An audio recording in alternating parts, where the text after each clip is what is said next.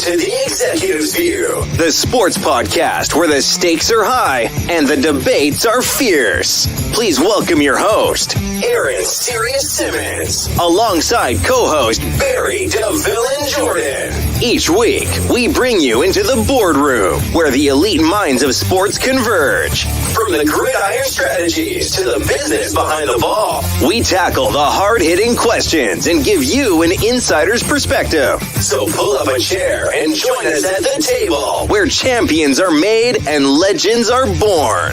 This is The Executive's View. Let's get down to business.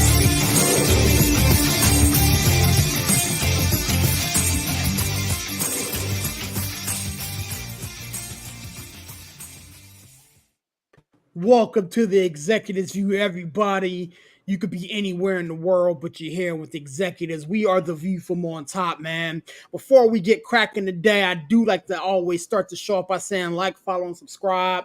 If you see the show, share the show, man. We got a lot of stuff on tap, and we want everybody to be a part of what's going on here and the executives view, man. You guys know how to do this by myself. As you can see on your screen, we got a slew of brothers that are ready to chop it up and talk everything sports.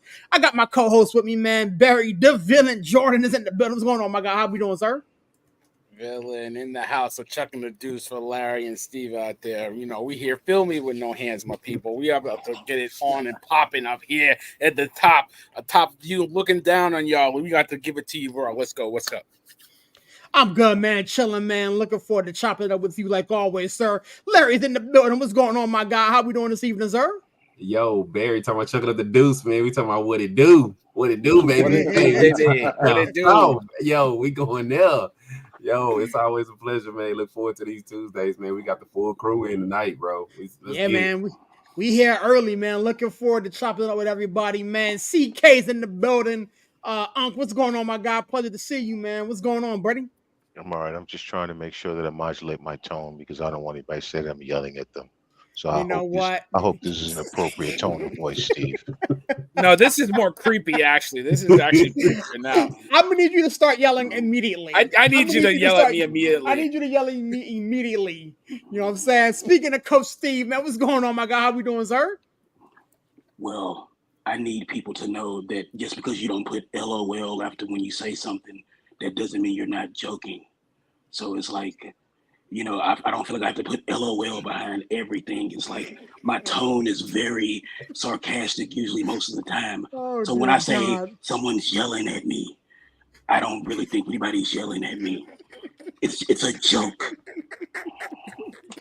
God, I hate you guys. I love you guys. Oh my God, I hate y'all. Man, let's get to work.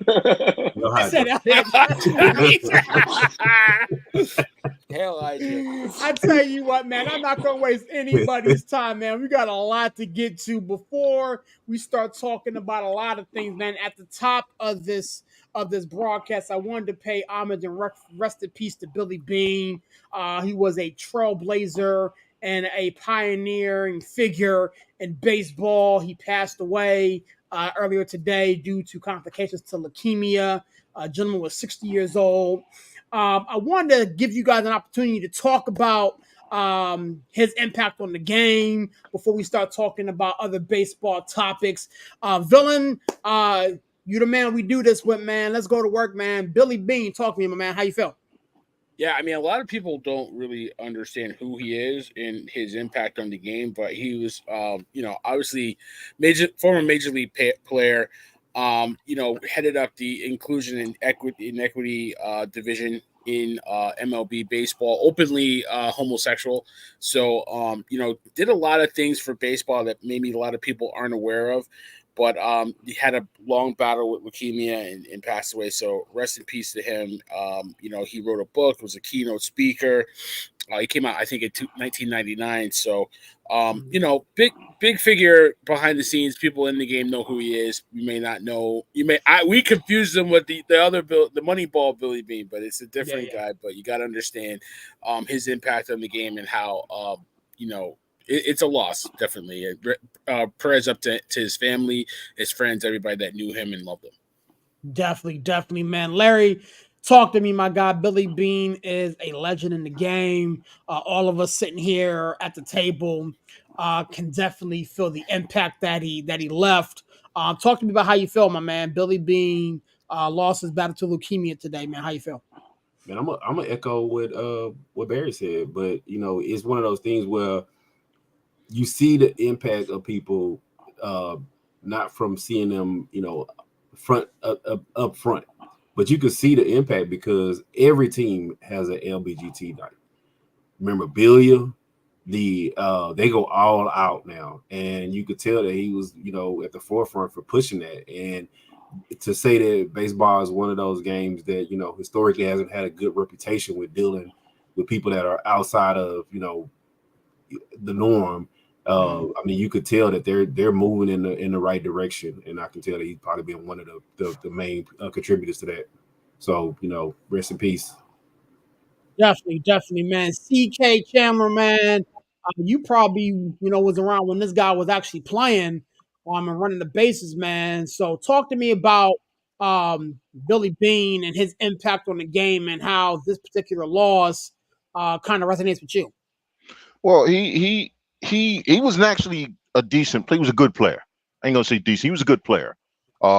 He started out with the Tigers. He played for about 6 years or so. He was a really good college player. And when he came out, it gave some credibility, believe it or not, for someone being, because at that point, if you were gay, you couldn't play sports because you weren't supposed to be any good, So, you gay, you can't play sports. You must be trash. And he's the second one, but he was one that kind of blazed the trail and said, listen, just because I'm gay don't mean I can't be a good player. He played 6 years. There's a whole lot of straight dudes couldn't play 6 months, much less 6 years. All right. Yeah. And then when he came out, he was able to make inroads. He was accepted in at every clubhouse he walked into as this just a regular guy, just as a human being. You understand what I'm saying? Because he had played the game, they respected him as a player. People knew that he had the tools. Okay, everybody doesn't get to be a Hall of Famer. Most guys don't get to be Hall of Famers, but he was a good player. So he was able to go in the clubhouses and speak about things and make guys comfortable and allow guys who maybe wouldn't have been able to talk about who they wanted to sleep with. Now, all of them didn't suddenly pop out and say, hey, I'm gay, but he allowed them to feel comfortable in their own skin. There were resources that they could reach out to if they were struggling with their sexuality. There were places for them to go. And at that point, what it did was it allowed guys to be who they were in the clubhouse.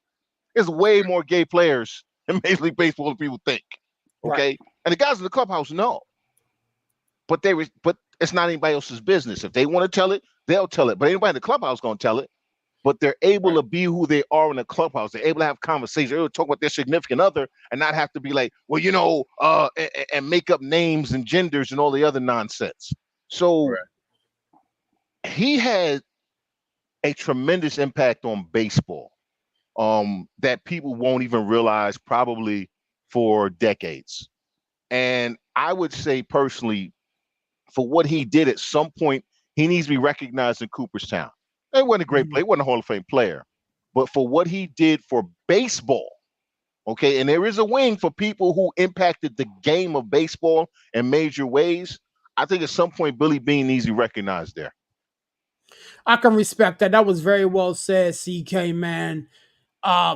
Coach Lazar, man, I'm not even sure there's any meat left on the bone here, but get in where you fit in, man.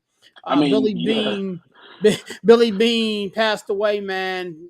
Talk to me how you feel about it. There really isn't. I was probably going to say a lot of the stuff that Chandler said, but I'll just keep this short because everybody's done a good job summing this up.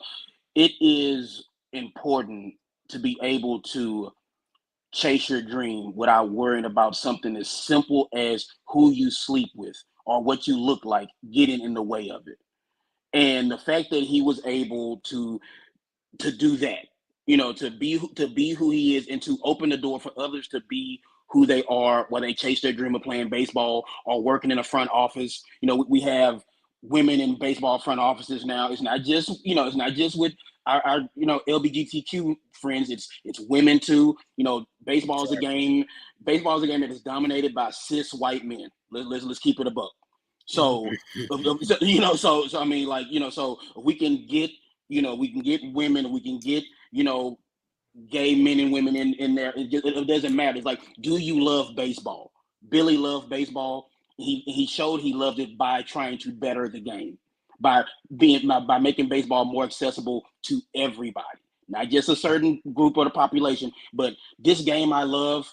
It doesn't matter what I do when I walk out of the clubhouse. When I'm in here, it's all about baseball. I love baseball. People of all walks of life, all orientations, all whatever, love baseball. And the work that he did to ensure that those people who maybe look a little bit different, maybe do things a little bit differently, are able to share in their love of baseball and their knowledge of baseball. Yeah, I do. But Chandler kind of took my, stole my thunder a little bit. I think for his contributions to baseball on that end, he deserves a plaque in Cooperstown. Very well said, gentlemen, man. I don't think I can sum it up any better. Hey, I'll say this. I'll say this. I want to chime in real quick. I'm still in Texas, and Steve's from Texas.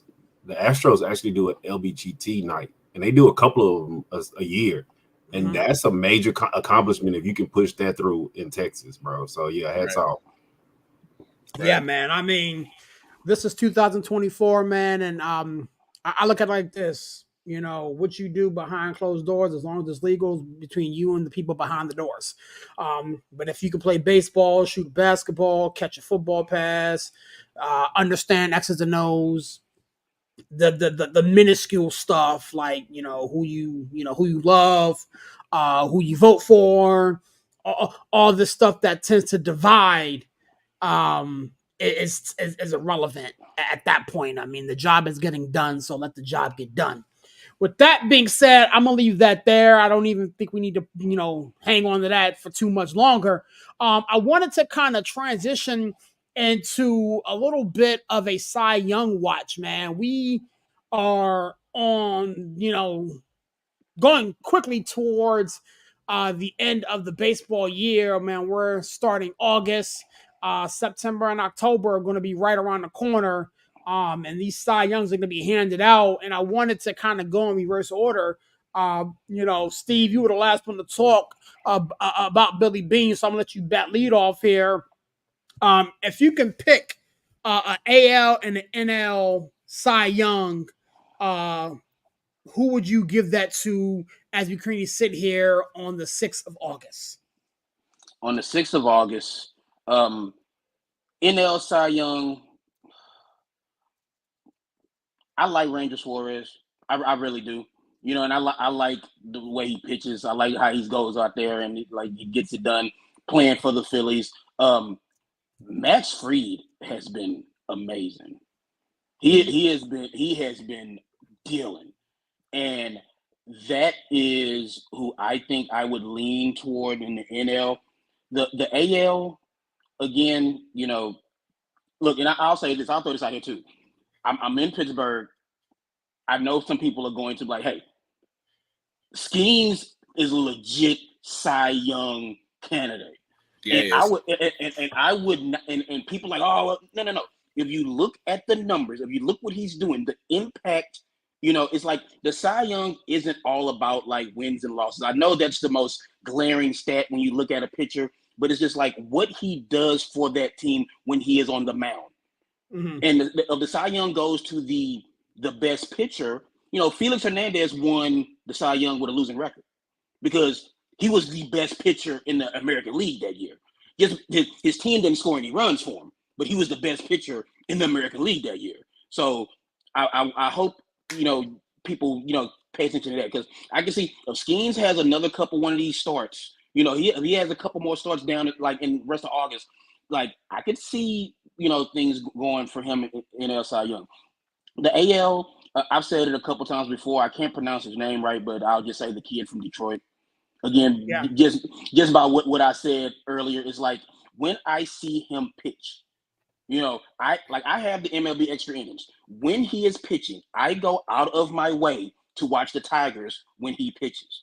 The kid is electric. He has control beyond his years. I love watching him pitch.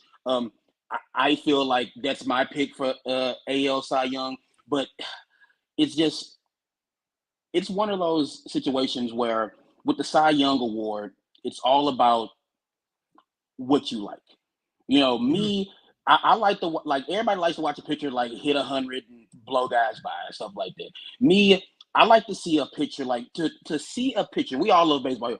To see a pitcher control a game, you know, with the pitches, literally control a game and just have guys just all over the place, you know, just with what they do. It's a beautiful thing to watch. For me, watching, I wouldn't say more, but I got just as much satisfaction back in the day when I was little, and maybe that explains a lot. Watching Barry Bonds hit one was awesome. But man, even though I hated the Braves, hated the Braves, I did all I could to watch Greg Maddux pitch. I would be locked and loaded on TBS, the old Superstation, whenever the Braves were on, to watch Greg Maddux pitch. And pitching is just a beautiful thing, and you know it's the basis of, you know, the game starts with the pitcher. Mm-hmm. No baseball game has ever started with every baseball game starts with the pitcher throwing the pitch. You know, so you think about it like that, you know. So guys, I'll let you get in. It's just the NL Cy Young. One more thing I want to throw in there is like we talked about this guy about like maybe he should have got traded to the deadline and stuff like that. Blake Snell has been amazing his last couple of starts. I mean, he throws a no-no, and even past that, he's been amazing. So it's one of those things where it's like, hey, if he can continue to perform down the stretch, Blake Snell might get a look at in the NL as well. You know what? I thought about Blake Snell as a Cy Young candidate. Here's the thing. For me, I'm going to go Chris Sale for the Atlanta Braves. Yeah. I think he is dealing right now. He has a 2.71 ERA, 155 strikeouts. He leads the NL and wins right now. I think this is honestly a two-man race in the NL, even though, again, for where you're sitting at, Steve, you know, Skeens is dealing. I think that if he continues on this trajectory, he's going to make this very, very difficult in the NL. But in the AL, listen, it's the guy from the Tigers. You know, Tyreek Skubal, I believe that's how you pronounce his name. Forgive me if I mispronounce his name, but this dude here is just, it's insane. And I refuse as a Yankee fan to give the Baltimore Oriole guy any type of love on this network. But if somebody else on the network wants to give him some love, I'm not going to be mad at you. But I think honestly it's going to be Skubal and honestly Chris Sale. I just think they're playing the best ball from a pitcher's perspective. CK, man, talk to me, my man. Talking Cy Young, there's a couple names that both Steve and I threw out that we would probably cast our vote for if we had one. What say you, sir? I think Rangers Warriors has had a great season. It's Paul Skeens. It's not even close. It's not even close. Think about this. The Pirates, we were talking about how they were screwing up this plethora of talent, right? That they had, that they should have been way better, right? In the 3 months since this kid has come up, they have now crept to be in the conversation for the last wild card. Mm-hmm. He's lost one game in his professional career. One. And that was the game where after they took him out when he was pitching a no-hitter, they left him in. Okay. Yeah. He's obviously going to get rookie pitcher of the year. That's a no-brainer, right? Yeah. But when you talk about Cy Young, you're talking about impact. You're talking about, does the team win when this guy pitches? I don't see. Wins and losses matter. ERA matters more. WHIP to me matters more, right? This kid's ERA is amazing. He ain't giving up runs. It's 1.9 as we currently speak right now. Dude, we're in a baseball era now where if you have an ERA of 3.5, you're considered a good pitcher. When I was growing up, if you had an ERA of 3, dude, you were the back of rotation guy. Or you're in Right? the bullpen. And in the year that Felix Hernandez won that Cy Young with losing record, his ERA was under 2. Exactly. People forget that. His ERA was under 2. Mm-hmm. You know how hard it is to have an ERA under 2? Bob Gibson had an ERA 1.68 in 1968. They raised the damn mound. They're like, oh no, that's just too easy. and he's still dominated. And he's They still raised dominated. All And right. he's still dominated, right, Jen? Yeah. So to me, it's Skeens. Listen, I love what Ranger Suarez has done. He's come out of nowhere. He has had an amazing season. Skeens is the truth. He has impacted not only the Pirates organization, but the game. He by himself has raised viewership in baseball. If that don't get you a Cy Young, I don't know what does. Now, there's a pitcher. I like Scooble, right? And I've been waiting for him. Again, another organization that has mismanaged a lot of talent, the Detroit Tigers. This kid has been good. He's been good for a couple of years now. He's just finally reached his next level. Right. But Luis Hill should have been on the All-Star team. Yep. Luis Hill is 11-5 and 112 innings. He has 132 strikeouts. His whip is 1.0. Scooble's is 0.9. So, okay. He's getting stronger too. And Hill, he kind of hit his wall because in reality, this is his rookie season. He pitched he pitched like 5 games in 2021. Then he hurt his arm, so he was out all of last year, right? So he's just now coming back. So in all actuality, this is his rookie season. He's 11-2, I think it is, 11-5. His ERA is 3.2. Now the ERA is a sticking point for me. His whip is 1.1. For a kid who hasn't pitched this many innings ever, okay, the most he'd ever pitched was 75 before this. He's at 120 something. He's at 112, 122, somewhere in that neighborhood. Well over 100 innings. To have a whip of 1.1, for those who don't know, whip means walks, hits per innings pitched. You really want it to be around 1. That means you are an elite pitcher. Okay. For these days, for good pitchers, it's about 1.4. And I know you can't have 4/10 of a runner, but y'all get with averages all the nonsense. Just an average, law of averages. And this kid is, as Barry said, he changed the grip on his slider, which, think about this, as a rookie pitcher, to change your grip on a pitch that you barely throw and for it to become your dominant pitch, that's talent. Now, Scooble will probably get it, but I think Luis Hill should be mentioned in that conversation for what he's done. The Yankees, I think, have won pretty much every game he started, except for a couple. They're like 10 games. I think so. He has 15 starts. The Yankees are like 12-3 in his starts. Yeah, sounds about right. Whether he gets the decision or not. Mm-hmm. Scooble, same thing. The Tigers win when he starts. He may not always get the damn decision, but they win when he starts. That to me is a Cy Young winner. That to me is a stud ace, whatever you want to call it, guy. Is I don't care what you do, you put us in a position to win at the end of the day. So National League is schemes for me. Listen, it's just it's nice to see the Pirates actually have a good damn team again. Okay, again, a relevant team. They're relevant right now. Yeah, the 1979 Pirates with Willie Stargell and Scrap Iron Garner and Manny Sanguin and the Cobra in right field, Dave Parker. Yes, I remember them damn Pirates. You were there, brother. You were there. Yeah. I watched every game of that World Series. Every game. But so I like schemes, man. I give it to him for a lot of reasons that really don't have a lot to do with what he does on the field. And maybe that's my flaw. Mm-hmm. But I would give it to him. And if Scooble has a rough patch, which he hasn't had yet, then I would give it to Hill, but it's probably going to be Scooble, and I would give it to Skeens. I can respect it, man. I mean, just looking at, Scooble and Skeens, I mean, what two crazier guys? Like, I mean, Skeens didn't even get his first pitch until May 11th. You know what I'm saying? Half the, a good portion of the season was already on the way, and the Pirates finally caught him up and gave him the ball, and he's just been throwing dimes and darts ever since, man. Larry, talk to me, my guy. Talking Cy Young, you heard what, the rest of the group has said before you. get in where you fit in, man. If you want to throw somebody else out there, be my guest. Just to kind of go against the grain. But how you feel, my guy? I always got to go against the grain. I think it's one key element that Chandler and Steve missed. Skeens is the best pitcher, but you know what happened with rookie pitchers? They always get shut down later in the season.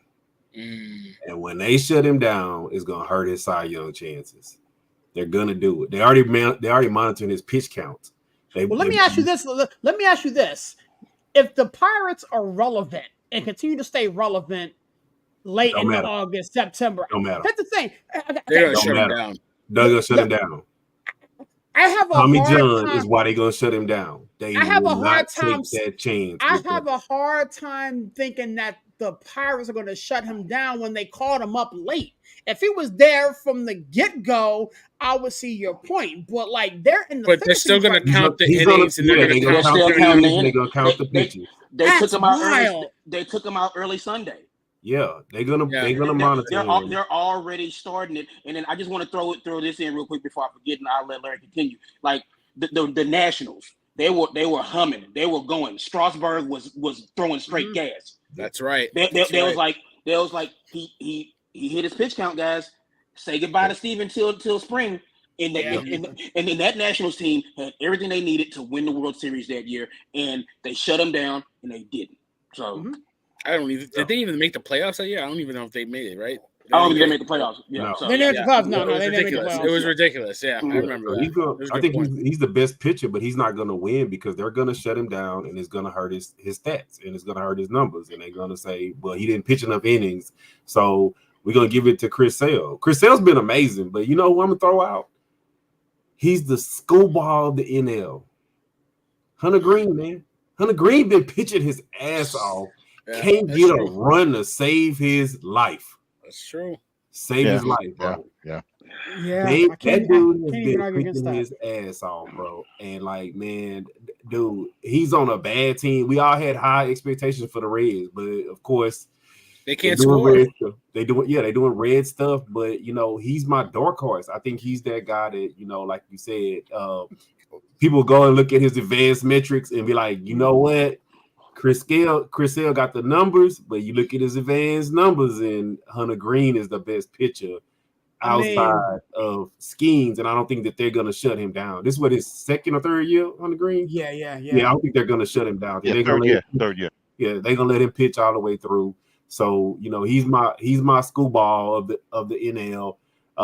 You know, of course, when you talk about veering over to the AL, I think they're going to give it to schoolball. I think people feel sorry for him too. It's like the dude is picking his ass off. He's on the Tigers. Like it would be even worse if he was on the White Sox. Right. You can't win a game and say they're light, but it's like, God dang, White Sox. 21 straight. Yeah, like we said the same thing with Hernandez. He was on a bad Seattle Mariners team, but his ERA was like 2, and they was scoring nothing. Right. He would give up one run, they would score 0. You know it was like I give up 1 run, we score no runs, and we lose. But you know, I'm gonna say that's who reminds me of my dark horse. I know you guys are Yankees fans, but I'm gonna just put it like this, bro. Frauber's been pitching, bro. Can't get no run support to save his ass.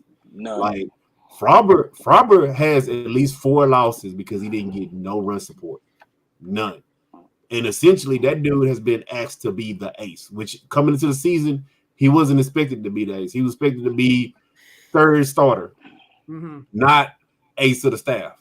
But my dark horse is Frauber. If you know we can turn the ship around, he can get a couple more wins. His ERA is not that bad. Like Taylor said, man, dude, his whiff is like 1.2. So, how did I know that you was going to turn this into an Astros conversation? Because y'all gonna turn it into we can have Yankees conversations. We can have. We didn't do that yet. Ain't no Yankee conversation get brought up, man. He going. Barry hasn't gone yet. Yeah. Next time people say Blanco. Next time people say brought it up with Luis Gil. I brought him up as a candidate. I didn't start talking about if we could turn things around. I brought him up as a candidate. Name out your I didn't mouth. say that. But think about it. If they turn around and Frobber end up with 18, 19 wins, he'll be a candidate. He'll be a candidate. He has 10 wins already right now. And maybe even 11 tonight. I mean, you never know. But I'm just saying that Frobber has been pitching his butt off. He just haven't been getting the run support. Especially for a guy, like you said, going into the season, he was expected to be the third starter. Coming, you expected JV and Javier to be the two aces on that staff, not Frobber. Frobber was gonna be the third guy facing your third guy, not the ace. But Frobber is my dark horse, you know. But like I said, I think it's Schoolballs to lose. You know, if he have some bad games and he might lose it, and it's gonna open the door for somebody. It's gonna open the door. I mean, even Corbin Burns. I mean, Corbin Burns may win it. The Orioles. Any love to Seth Lugo from the Royals? No. I mean, nah, not really. I mean, they've been sneaky good. He's been pitching well, though. I'll give him that. Yeah. They've been sneaky good, but you know, you never know. And like you said, you see, how many times in a Cy Young race we've seen a guy had a really low ERA on a bad team, and you see a guy who gets to like 22 wins and they win the Cy Young. But that's the thing, though. It's the narrative around the pitcher, and if it's somebody that they haven't been talking about all season, they're not giving it to him. No matter, listen, he could win 30 games, but they ain't been talking about him. They'll find reasons to pick him apart. Oh well, look at the team he's pitching for, this, that, and the third. Well, I don't know, man. Blake Snell was kind of under the radar last season. That's what I was about Blake to say. Snell was kind of under the radar last season. He wasn't really talked about that much. But he was, though, because Blake Snell has been talked about as a Cy Young candidate pretty much even when he was in Tampa. It was always the knock of, well, he's not pitching enough innings. But because the Padres were such a great story, right? He started getting love. Remember, these journalists love stories. They love stories, and they will make up stories, and we've seen that before, to get the person they want to get the award. I mean, look, a couple of years ago, and I hate to do this, but Lucas started the season as MVP candidate. We're like, how the hell is he an MVP candidate? Oh, but you got to understand. And he was 16. He been playing as a professional. But you know what? You know who I'm going to say who else won it, and they was totally on the radar? Dylan Cease was under the radar. Dude, he was going to get no print, and he won it. So it's possible. It's very possible that you'll see somebody like that win it. You know, it's possible. Yeah, you're right. It's possible. I got to tell you, Villain. I mean, you've been sitting there patiently trying to wait your turn, and we've been over there. Don't turn this into a Yankee show, man. You know what I'm saying? Throwing pens and paper. Did I just say keep with your Yankee shirt on and your Yankee hat on? Shut your mouth. Go ahead, Villain. Talk to me, my guy. It's not a Yankee show, but he got a Yankees hat on and a New York shirt. But it's not a Yankee show. When three of the five of us are Yankees fan, we do whatever the hell we turn want. This mother out. Now listen, I love Luis Heel. I think he got job. I said it on other shows that he got robbed of being on the All-Star team. But AL wise, I mean, I think the shutdown of Tariq Skubal is a possibility, but 12-4 under 1 WHIP in a 2.58 ERA. I mean, if they don't give it to this kid, I mean, it's a shame, right? Even if they do shut him down, his numbers stack up with anybody. I think you gotta consider Seth Lugo, right? I think that was a dark horse that I had because he's got a 1.02 WHIP, he's got a 2.57 ERA, 13 wins. He's right there. He's not the sexy pick, right? He's not the sexy name that we're talking about, but his numbers stack, right? They stack up with his team isn't sexy neither. He plays for the Kansas City Royals. Yeah, they don't suck. So, you know, you got to give him a little props. On the AL side, I think Chris Sale's going to win it. It's a great story. You know, this guy was left for dead for quite a while. Is tied for the league in wins. He's got really good numbers, right? You know, his WHIP is right there with the top people in the league. It's under 1 at this point, 2.71 ERA. You know, he's having a great year. I think there's a dark horse that we're not talking about. I think it's Zach Wheeler. Zach Wheeler's numbers are actually getting a lot better. He's getting stronger. His last 5 starts, he has 36 strikeouts. You know, he just do a 2-hitter, against the Mariners. I think it was Saturday or Sunday.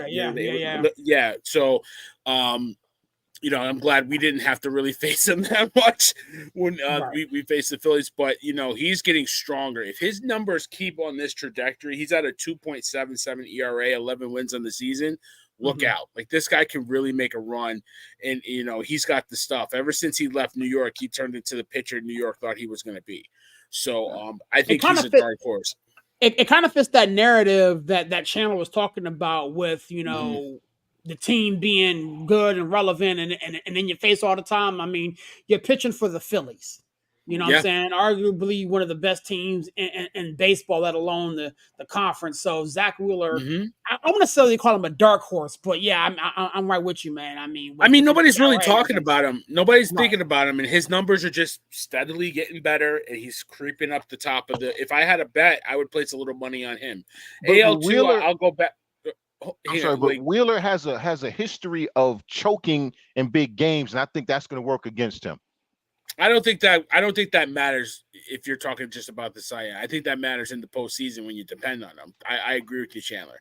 But I think his numbers are getting better, and I think I just if I had a dark horse, I would pick him. AL wise, I want to go back to I even though I don't want to give him props, you gotta give respect. Corbin Bird's numbers are amazing. They're really actually really good. I got to mute your mic, sir. I got to mute your mic. We can't. I know. I would move my. I'm like the movie How High. I should slap my damn self. But like I got to keep it a buck. Like his numbers are actually still really good. 12 wins, a 1.6 WHIP, I think it is. So, I got to give him a little props. But yeah, he's an Oriole, so. Right. We can't be having that on the show, man. We can't be having that, man. There's a lot of baseball going around, man. I love chopping it up with you guys, man. And the group thread that we share, man.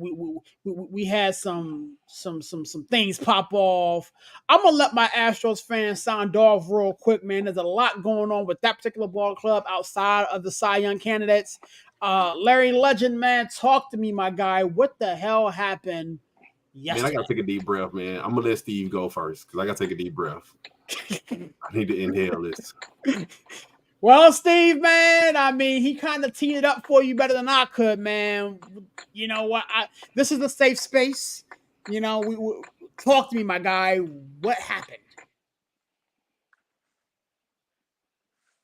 Okay, that explains a lot. That explains a lot. My man decided to take 5.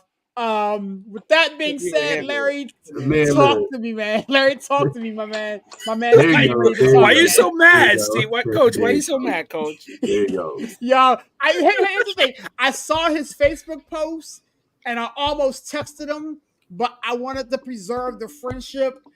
So I left it alone. Oh man, damn that friendship. Why are you so mad, son? Why are you so mad? Son? I wasn't even going to talk about it, but my man. I don't know why we are, to be honest with you. But I mean, look. I don't have to say about what happened in Arlington last night. Not a word, because honestly, this is a recurring issue, and this is what's going to keep this team from doing anything of note in October. That's if they even get there. I am struggling to keep this from going into an obscene rant. So I will say I hope that the Astros bullpen can improve somewhat over the rest of the season. Larry, I give you the rest of my time. Dude, so you know what I'm gonna say? This is that was well done, Steve. That was well done. I'm proud of you, sir. I'm proud of you. Me and Steve, we had these side conversations, right? Astros, you're literally leading the league in batting, but not runners in scoring position. It's like, man, when we talk about insanity, it's the definition of insanity. This is like 3 years in a row where we get on these hot streaks, then we start saying, you know what, we want to go back to doing the same old thing we've been doing, leaving bases, leaving runners on the base.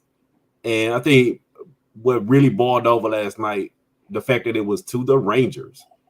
But also, what Steve said, some things in sports are real simple. You got bases loaded 3 times, 1 out. Altuve is on third. Maybe if we do a suicide, but maybe Altuve scores.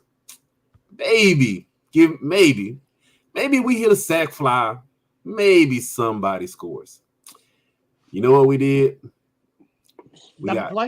We left 9 batters on base and got 1 run.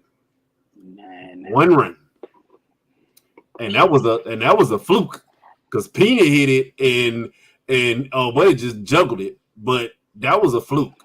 We really probably would have left 9 runners on and no run scored. And that's why I brought up Frauber in the Cy Young, because this has been a recurring thing, leaving runners on the base. I literally got into a whole argument with somebody last night about pitchers. Your pitchers pitch better with a lead. That's a known fact. When it's 1 run and they know that I cannot give up a bad pitch, Presley gives up a homer. When it's tie game and we bring in Ferguson, another person's trash, can't make a mistake to the Rangers. Why would I want to do that? But like I try to point out to him, I'll say, dude, if that game was 7-1, 8-2, then now that Presley homer is irrelevant. Now you can get to a hater, and now we don't even need Ferguson in the game. Ball game over. But it's a repeat over and over and over again, and it's starting to be really frustrated. It was frustrating years ago when we lost that World Series to the freaking Washington, when we kept leaving runners on base. It was frustrating then, and it seems like the only person that knows how to bring his damn bat is Altuve. Hey, Larry, but that was why, and you're talking about your bullpen. This was why when you guys signed Hader, remember early in the season I said I didn't think it was a good thing to do, because what you did was you took – see, relievers are really temperamental anyway. You guys are from season year to year. Mm-hmm. You had a closer in Ryan Presley who was a damn good closer. Yep. You moved him to the setup spot, and if you remember his quotes, he said, "Yeah, I'm on the team and I have to do what they want me to do." He was never on board with that. Wait, let me back this up. Hold on. One more second. Yeah. And the other thing is I brought up in the group chat that Cavan Biggio. Cavan Biggio was a contact, gap-to-gap line drive hitter that the Blue Jays tried to turn to a home run hitter. And I said, and Astros been very good with this, they need guys who can just put the ball in play. I really think they should sign him, because if he can stop trying that launch angle nonsense that he got turned into, this is a guy who could help y'all. Mm-hmm. Well, you know what I'm going to say? I'm going to tell you where this problem all started at. The problem started when we gave freaking Montero $36 million. And when you don't give Montero $36 million, then now those $2 million that you could have paid JV to make him stay, he would have stayed. So now you get into this season where you got Montero, who you're paying $36 million to, when he shouldn't have been the setup guy. Abreu should always be your setup guy, who leads you to Presley. And I get the thought process. Presley's getting up in age, but he's a damn good closer. But you paid Montero all this money, and you got to let him pitch. Even though watching that guy pitch is like riding the scariest roller coaster I could possibly – Texas Typhoon or something. I don't know what the hell you want to call it. Mm-hmm. It's like the old Astro ride that was all crickety but go the highest up where you can see all across downtown when that dude pitches, because you don't know if he's going to give up 8 home runs or strike somebody out or hit by pitch or something. But that's where the problem started at. And then now the essential role should have been, if Presley was okay, and I get it, if Presley was okay with moving into that setup role, then, but now you're throwing in a mix of Abreu and Montero, and you don't know what you're going to get. And like, these guys really haven't had defined roles all year. all year. So I think that's the biggest problem. The biggest problem is that guys don't have defined roles, but at the same time, you were trying to figure out who your setup guy was and who was going to pitch one inning and who was going to give you two. Presley's not good for 2 innings. He can't be a setup guy. He's good for 1. Or maybe Spot come in and get you somebody out, but he's getting up in age. So I get the thought process with moving to Hader, but Hader's, he blows some saves too. He blows saves like crazy. He's won you. He's lost you more games than he saved. Yep. Yeah. And like I said, I think that's where some of the problems started. You shouldn't have paid Montero, which led to a lot of this, issues. I hate to say it like that, but if you don't pay Montero and you pay JV, maybe we would have some in the cupboard and we could have got Guerrero because we would have had something in the cupboard. But our cupboard is bare. Look, we over here scrounging for scraps over here.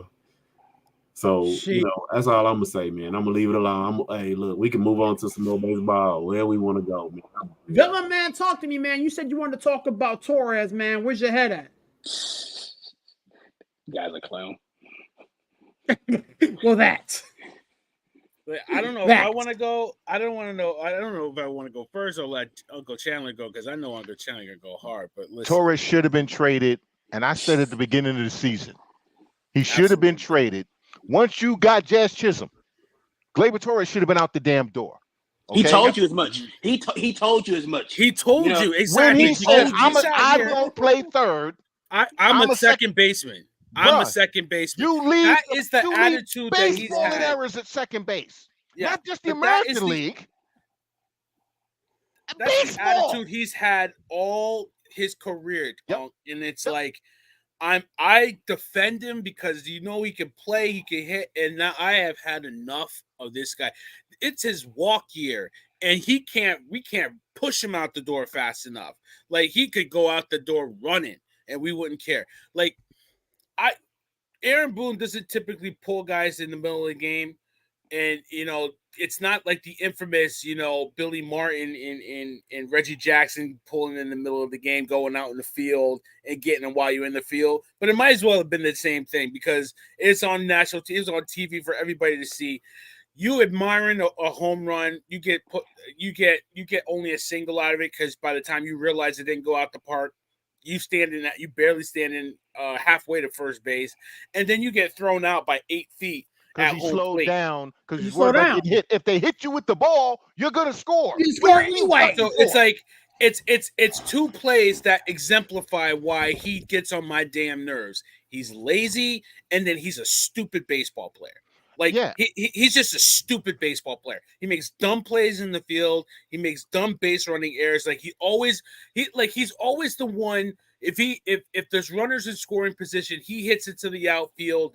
The ball gets cut off. He's getting picked off at first base because he ran too far trying to go to second base. Like he's the one. If the ball's hit to the shortstop, he's standing on second base. He's running to third. He gets picked off at third. Like he's a stupid baseball player. Yeah. Like I'm sorry. I hate saying it about him. I hate saying it about him. Serious to be like so mean and everything. No, you're right. But the villain is like.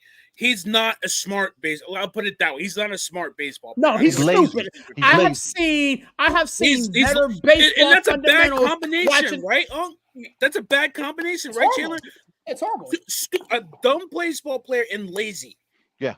And the thing is, go ahead, Sirius. No, all I was going to say is I've seen better base running and better fundamentals watching Little League people figure out what the hell they're doing than a Major League Baseball player playing at Yankee Stadium. I've seen smarter play at T-ball when the kids run the third instead of running the first after they hit the ball. They run the second and then run straight home. That's basically what his behind will do. You know what I'm saying? Like, and this is what pisses me off about Brian Cashman is he will give up on certain players and allow other players. Jorge Mateo, right? Really good shortstop, right? Yeah. A really good fielder. He wasn't able to hit initially, so they gave up on him. Orioles love having him, don't they? Helped them win a division last year.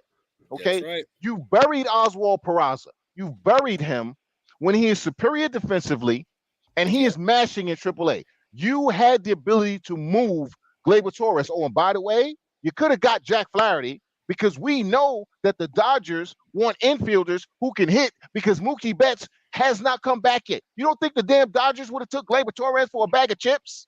And then you could have used some other resources to go get Jack Flaherty? Well, they Come didn't on, want son. Jack. They didn't want Jack Flaherty because of the injury report. That's what we heard. But I get that. there's other pitchers that were available that they could have traded. A guy in a walk year that you're not bringing back. Like we know he's not coming back. So why didn't you flip him? Like you think getting a first round compensatory pick is going to make up for that? Nah, man, flip this dude down and get a pitcher in house that you use right now. This dude, listen. Again, if he hits the rest of the year, I'll be happy. But like, serious, like I had enough of this guy. I had between him, him, over there getting razor bumps, man. He tired of shaving his beard, man. Between him and Clay Holmes, these two clowns are going to be a reason why my blood pressure medicine needs to be changed by the time we get to September baseball.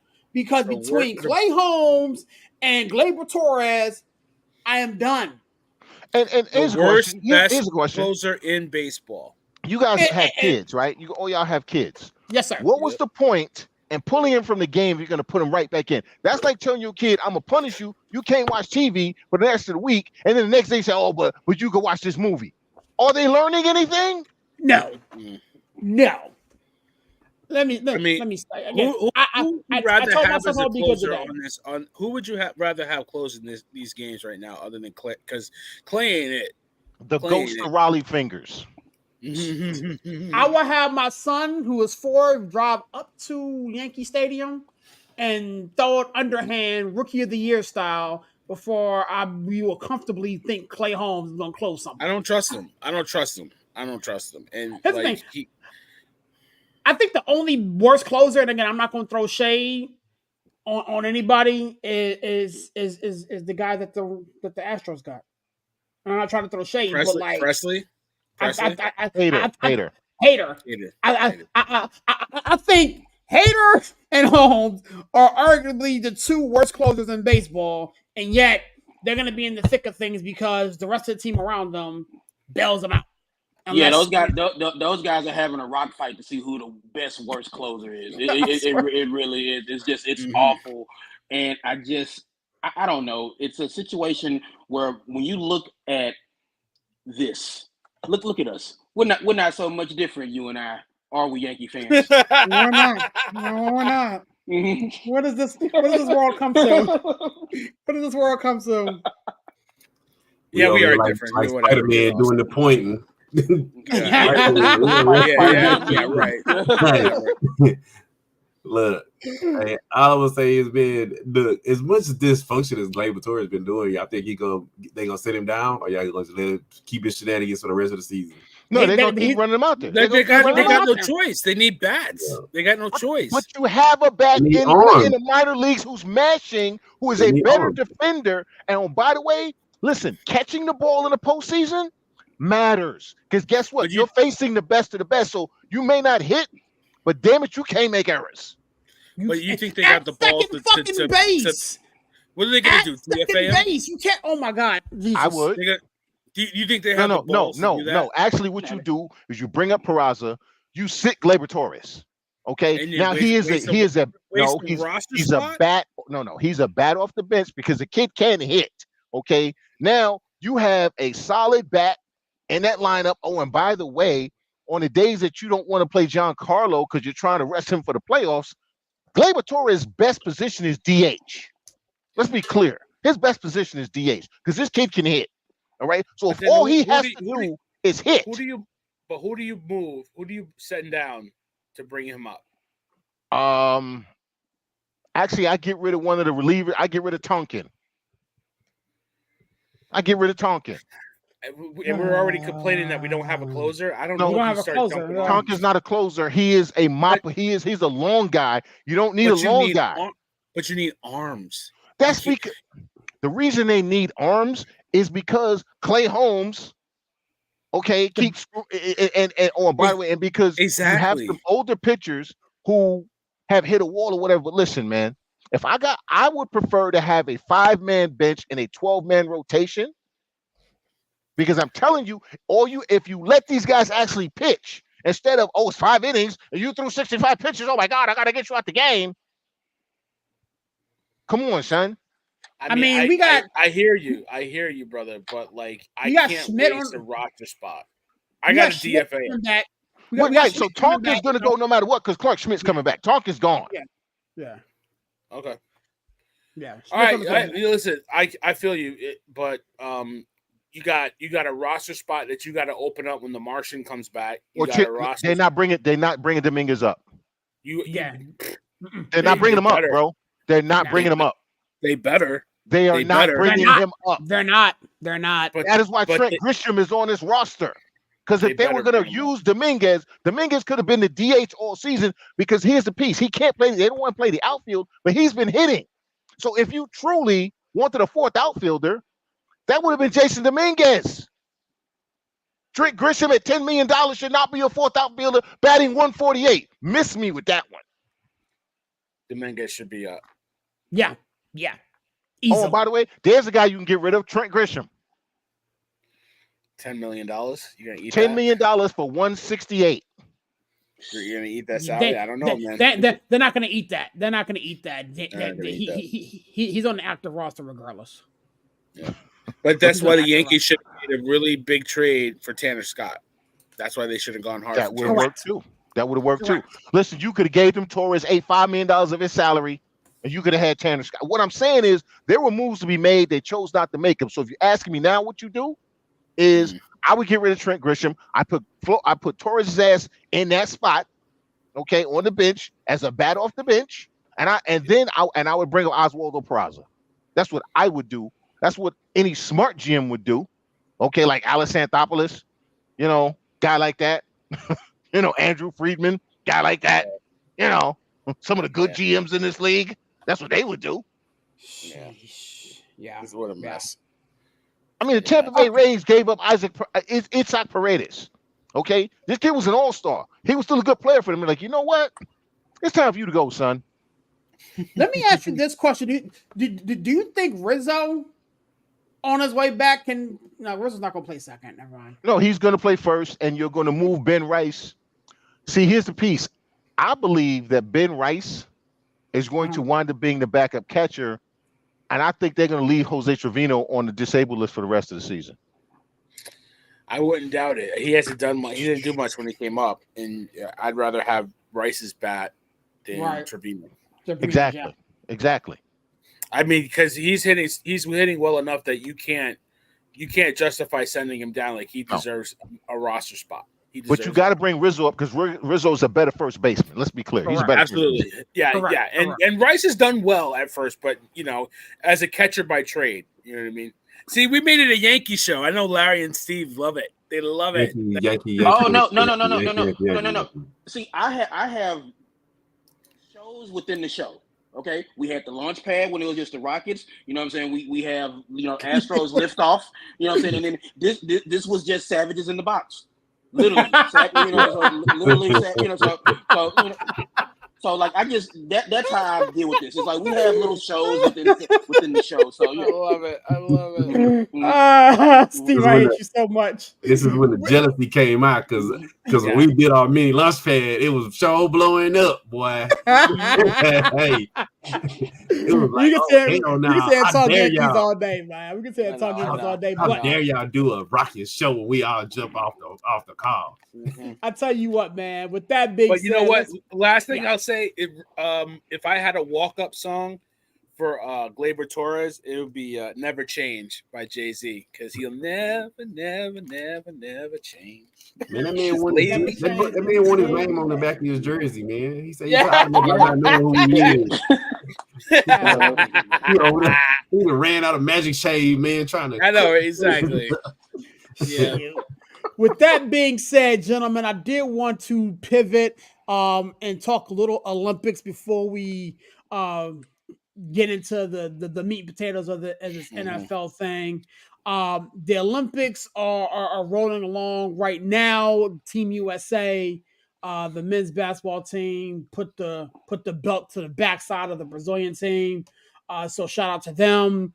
Our ladies tee off tomorrow, but as per usual, I wanted to kind of give the current medal count as we see it. Right now, the Team USA is leading the medal count with 86, and they're leading it by leaps and bounds. Man, the next team behind USA is the Chinese team with 59 total, and then followed by the French team at 48.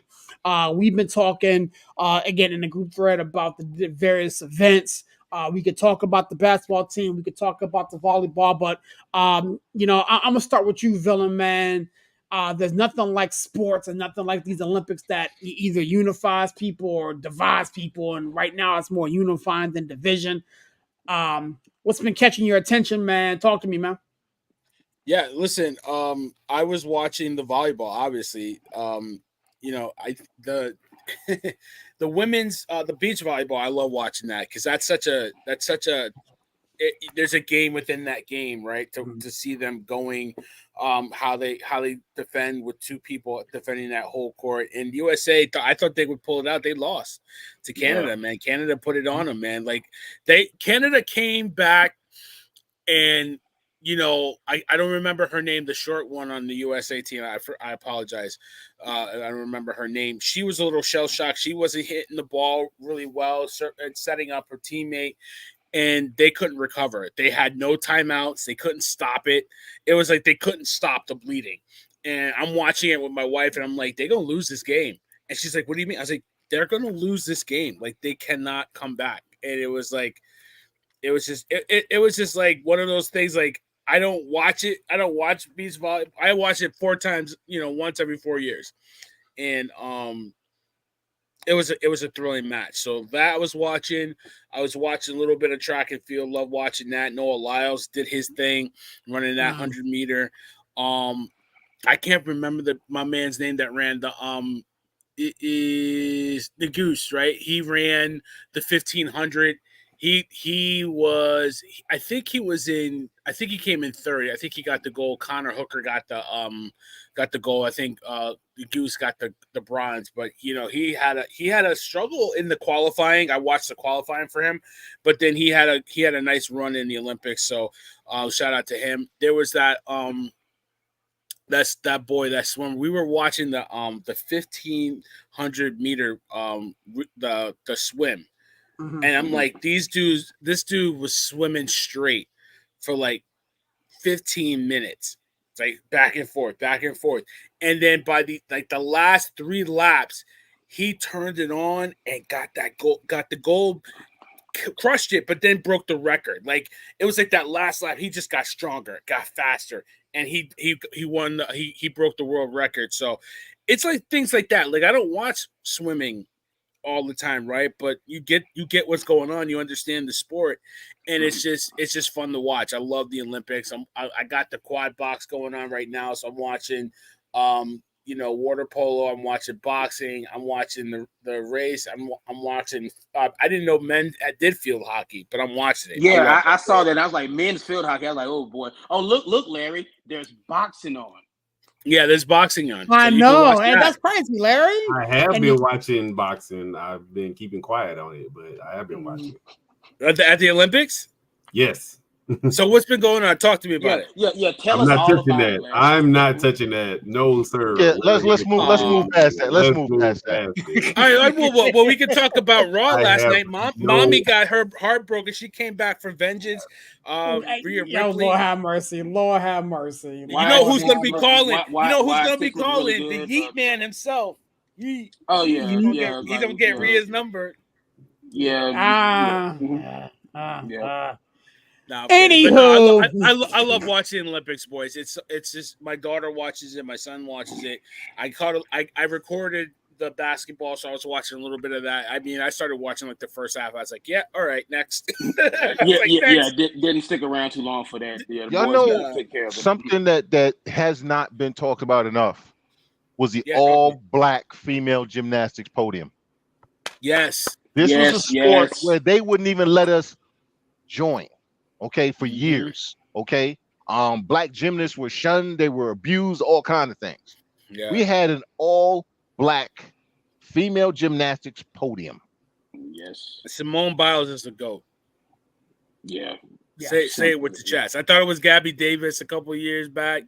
Nah, man, Gabby was great, but Simone Biles is Gabby Douglas, get it right. When you make up a move that they name after you and say is the hardest move in the world of gymnastics, there's no question who the GOAT is. Mm-hmm. She's amazing. The kid from Brazil is really good too, man. She's next. She's on three torn ACLs. Three torn ACLs. It's crazy. It's like what she's come from, just like coming from poverty, number one, in the slums of Sao Paulo, to, having to leave her family to go train and stuff like that, to see her and to see that moment with them on the podium, it was fantastic. It was great. I mean, like, that was awesome. Simone's the GOAT. I mean, like, I've run out of good things to say about her. It's just, when you have a discipline named after you on every apparatus, I mean, seriously, they might as well name the apparatus after you. There's a vault, there's a beam routine, there's a move on the floor, like all this stuff named after her, and it's like, and that's what I was trying to explain to people. Why does she like? Because the degree of difficulty in a sport like gymnastics is like she is doing stuff nobody else can do. So she makes it look easy. You have to judge her differently. Therefore, it's like unless she falls flat on her face or falls off the beam like she did the other day, it's almost impossible to beat her if she's on her game. Yeah. This picture right here needs to be framed and put up, man. Like that's sportsmanship. That's the Olympics right there for me. You know what I mean? That is the Olympics. Mm-hmm. That is it right there. So shout out to all three of these women for doing their thing, man.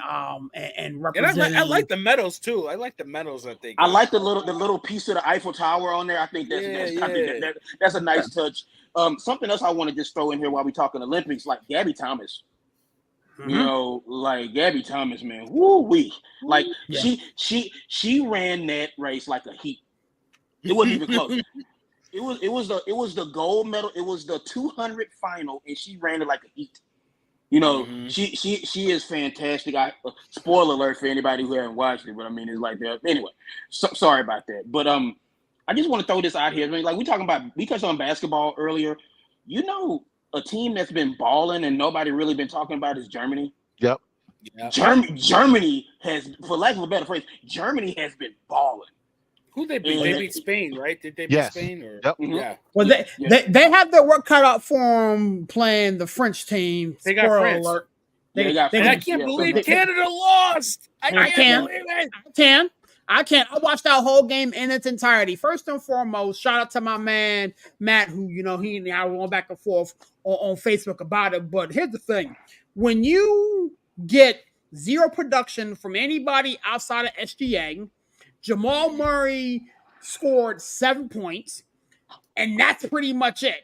RJ Barrett scored 16, was in foul trouble. Dylan was in foul trouble. And you're struggling to get to the foul line. You can't sit there and be shocked when Rudy Gobert played 3 minutes. Mm-hmm. The entire game.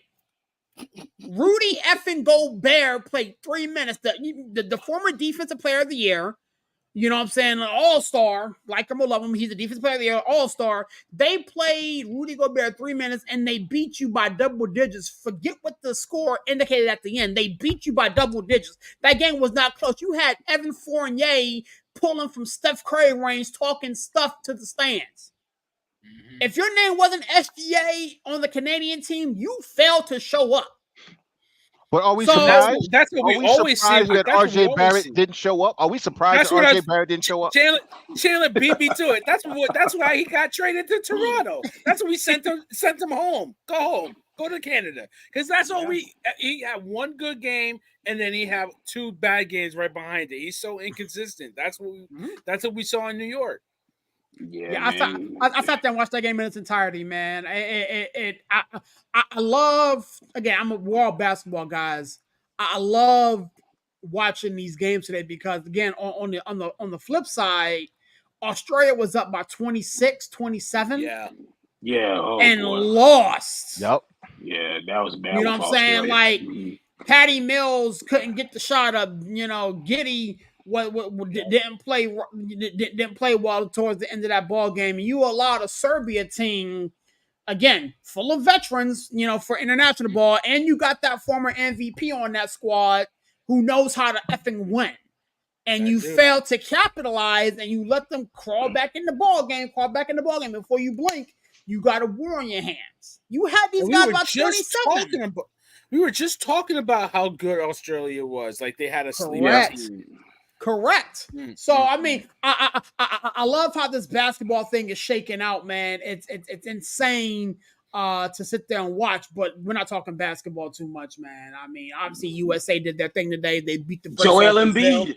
Embiid. Okay, so I said this about Joel. This dude is a clown and a half. Okay. First and foremost, we've all said this multiple times on this network. He should not be on the team. Period. He should not be on the team. But now that you're on the team and you get your little minutes, you go into Dylan Brooks mode and start antagonizing everybody and thinking you God's gift to USA basketball. My guy, you are there as just a throw-in. Let's keep it a whole bean. Anthony Davis is outplaying you. Bam Adebayo is outplaying you. Jason Tatum, who's only getting 6 or 7 minutes, is outplaying you. Hell, I'll throw Derek White in there. He's outplaying you. Everybody on the USA team that is not named Joel Embiid is outplaying you, but yet you're the only one popping off at the mouth to the fans and getting in a fight with other players. Miss me with that, dude. Go home, eat Joel off rice and get out of my face. Dude, that dude walks around in clown shoes with a wig and makeup on his face. Like, the dude is a clown.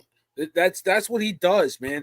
Like, I had enough of his act in the first round of the playoffs against the Knicks. I saw it up close and personal. Like, I didn't see him enough throughout the season to understand it. When I saw him in that series, like, dude is a clown, man. Like, dude, like, really, like, it should be Joker 2 starring him, not Joaquin Phoenix. Like, he should be in the whole makeup. You know what I'm saying? This is why you can't take anybody seriously. That's talking basketball that says this is a deeper and better team than the 92. This is why I can't take you seriously if you say that. I can't take you seriously. Okay? I can't. Because honestly, Christian Laettner would be better, play better in the Olympics than Joel Embiid. Christian Laettner didn't play a minute. Hell, Christian Laettner today, right now. Give me exactly. Give me 50-some-year-old Chris Mullin, you know what I'm saying, in the stands today over Joel Embiid, man. Like, this dude is a waste of space. And now I say that, but in the Serbia matchup next, he may end up. I forgot. He's scared to death of Joker. That ain't gonna. He ain't playing against Joker. He ain't playing. He ain't gonna show up. That ain't gonna work, man. Joel Embiid gets on my damn nerves. Man, free SGA, man. It's like, can we do look, Shay. Look, apply for dual shit or some shit, man. Look what Joel Embiid did. You know what I'm saying? Just apply for dual citizenship. We'll see you in LA. We can't get you this time, but Shay, like, get the dual citizenship. Like, he's we'll good, see man. He's good. Listen, he's great. He's great. No, I'm saying he's good in Canada. I mean, he's good. Let him stay there because Canada is building something that we ain't think they were gonna have. No, they ain't. Here's the thing. The Canadian team is only as good as SGA goes. Here's the thing. I sat there and watched a lot of Canadian team basketball throughout this whole Olympic process. You was expecting something from Jamal Murray. Jamal Murray averaged 6.5 points per game for the Canadian team. You was expecting something from not from Jamal Murray, but RJ Barrett. RJ Barrett was the third leading scorer for the all of Olympics until today. He had a bad game. Like, SGA was leading the whole tournament in points. Like, the Canadian team is okay. The problem is, when they go bad, they go really, really bad. And again, me and Steve talked about it on Facebook. Dylan Brooks, my guy. Good grief. Talk about a clown. My guy. Listen, Steve brought me back to earth. You're not in a Houston Rockets uniform, so I'm going to let it fly today. Shut up. Make a layup. Yeah. What I said exactly was, when he is not in a Rockets uniform, I want all of the bad things to happen to him on the basketball court. You know, it's just like if he not wearing the Rockets red instead of that Canadian red, yeah, I laughed. I get a hearty laugh whenever I see because it's like he was looking off Shea. Dylan Brooks looking off Shea. Right. What and taking a fadeaway jump shot, like make that make sense. A fatal. He tried to hit Wemby with a dream shake. Like what is his problem? Something's wrong with that man. Like he got something wrong in his brain. He got a couple we knew that. Larry, talk to me, my man.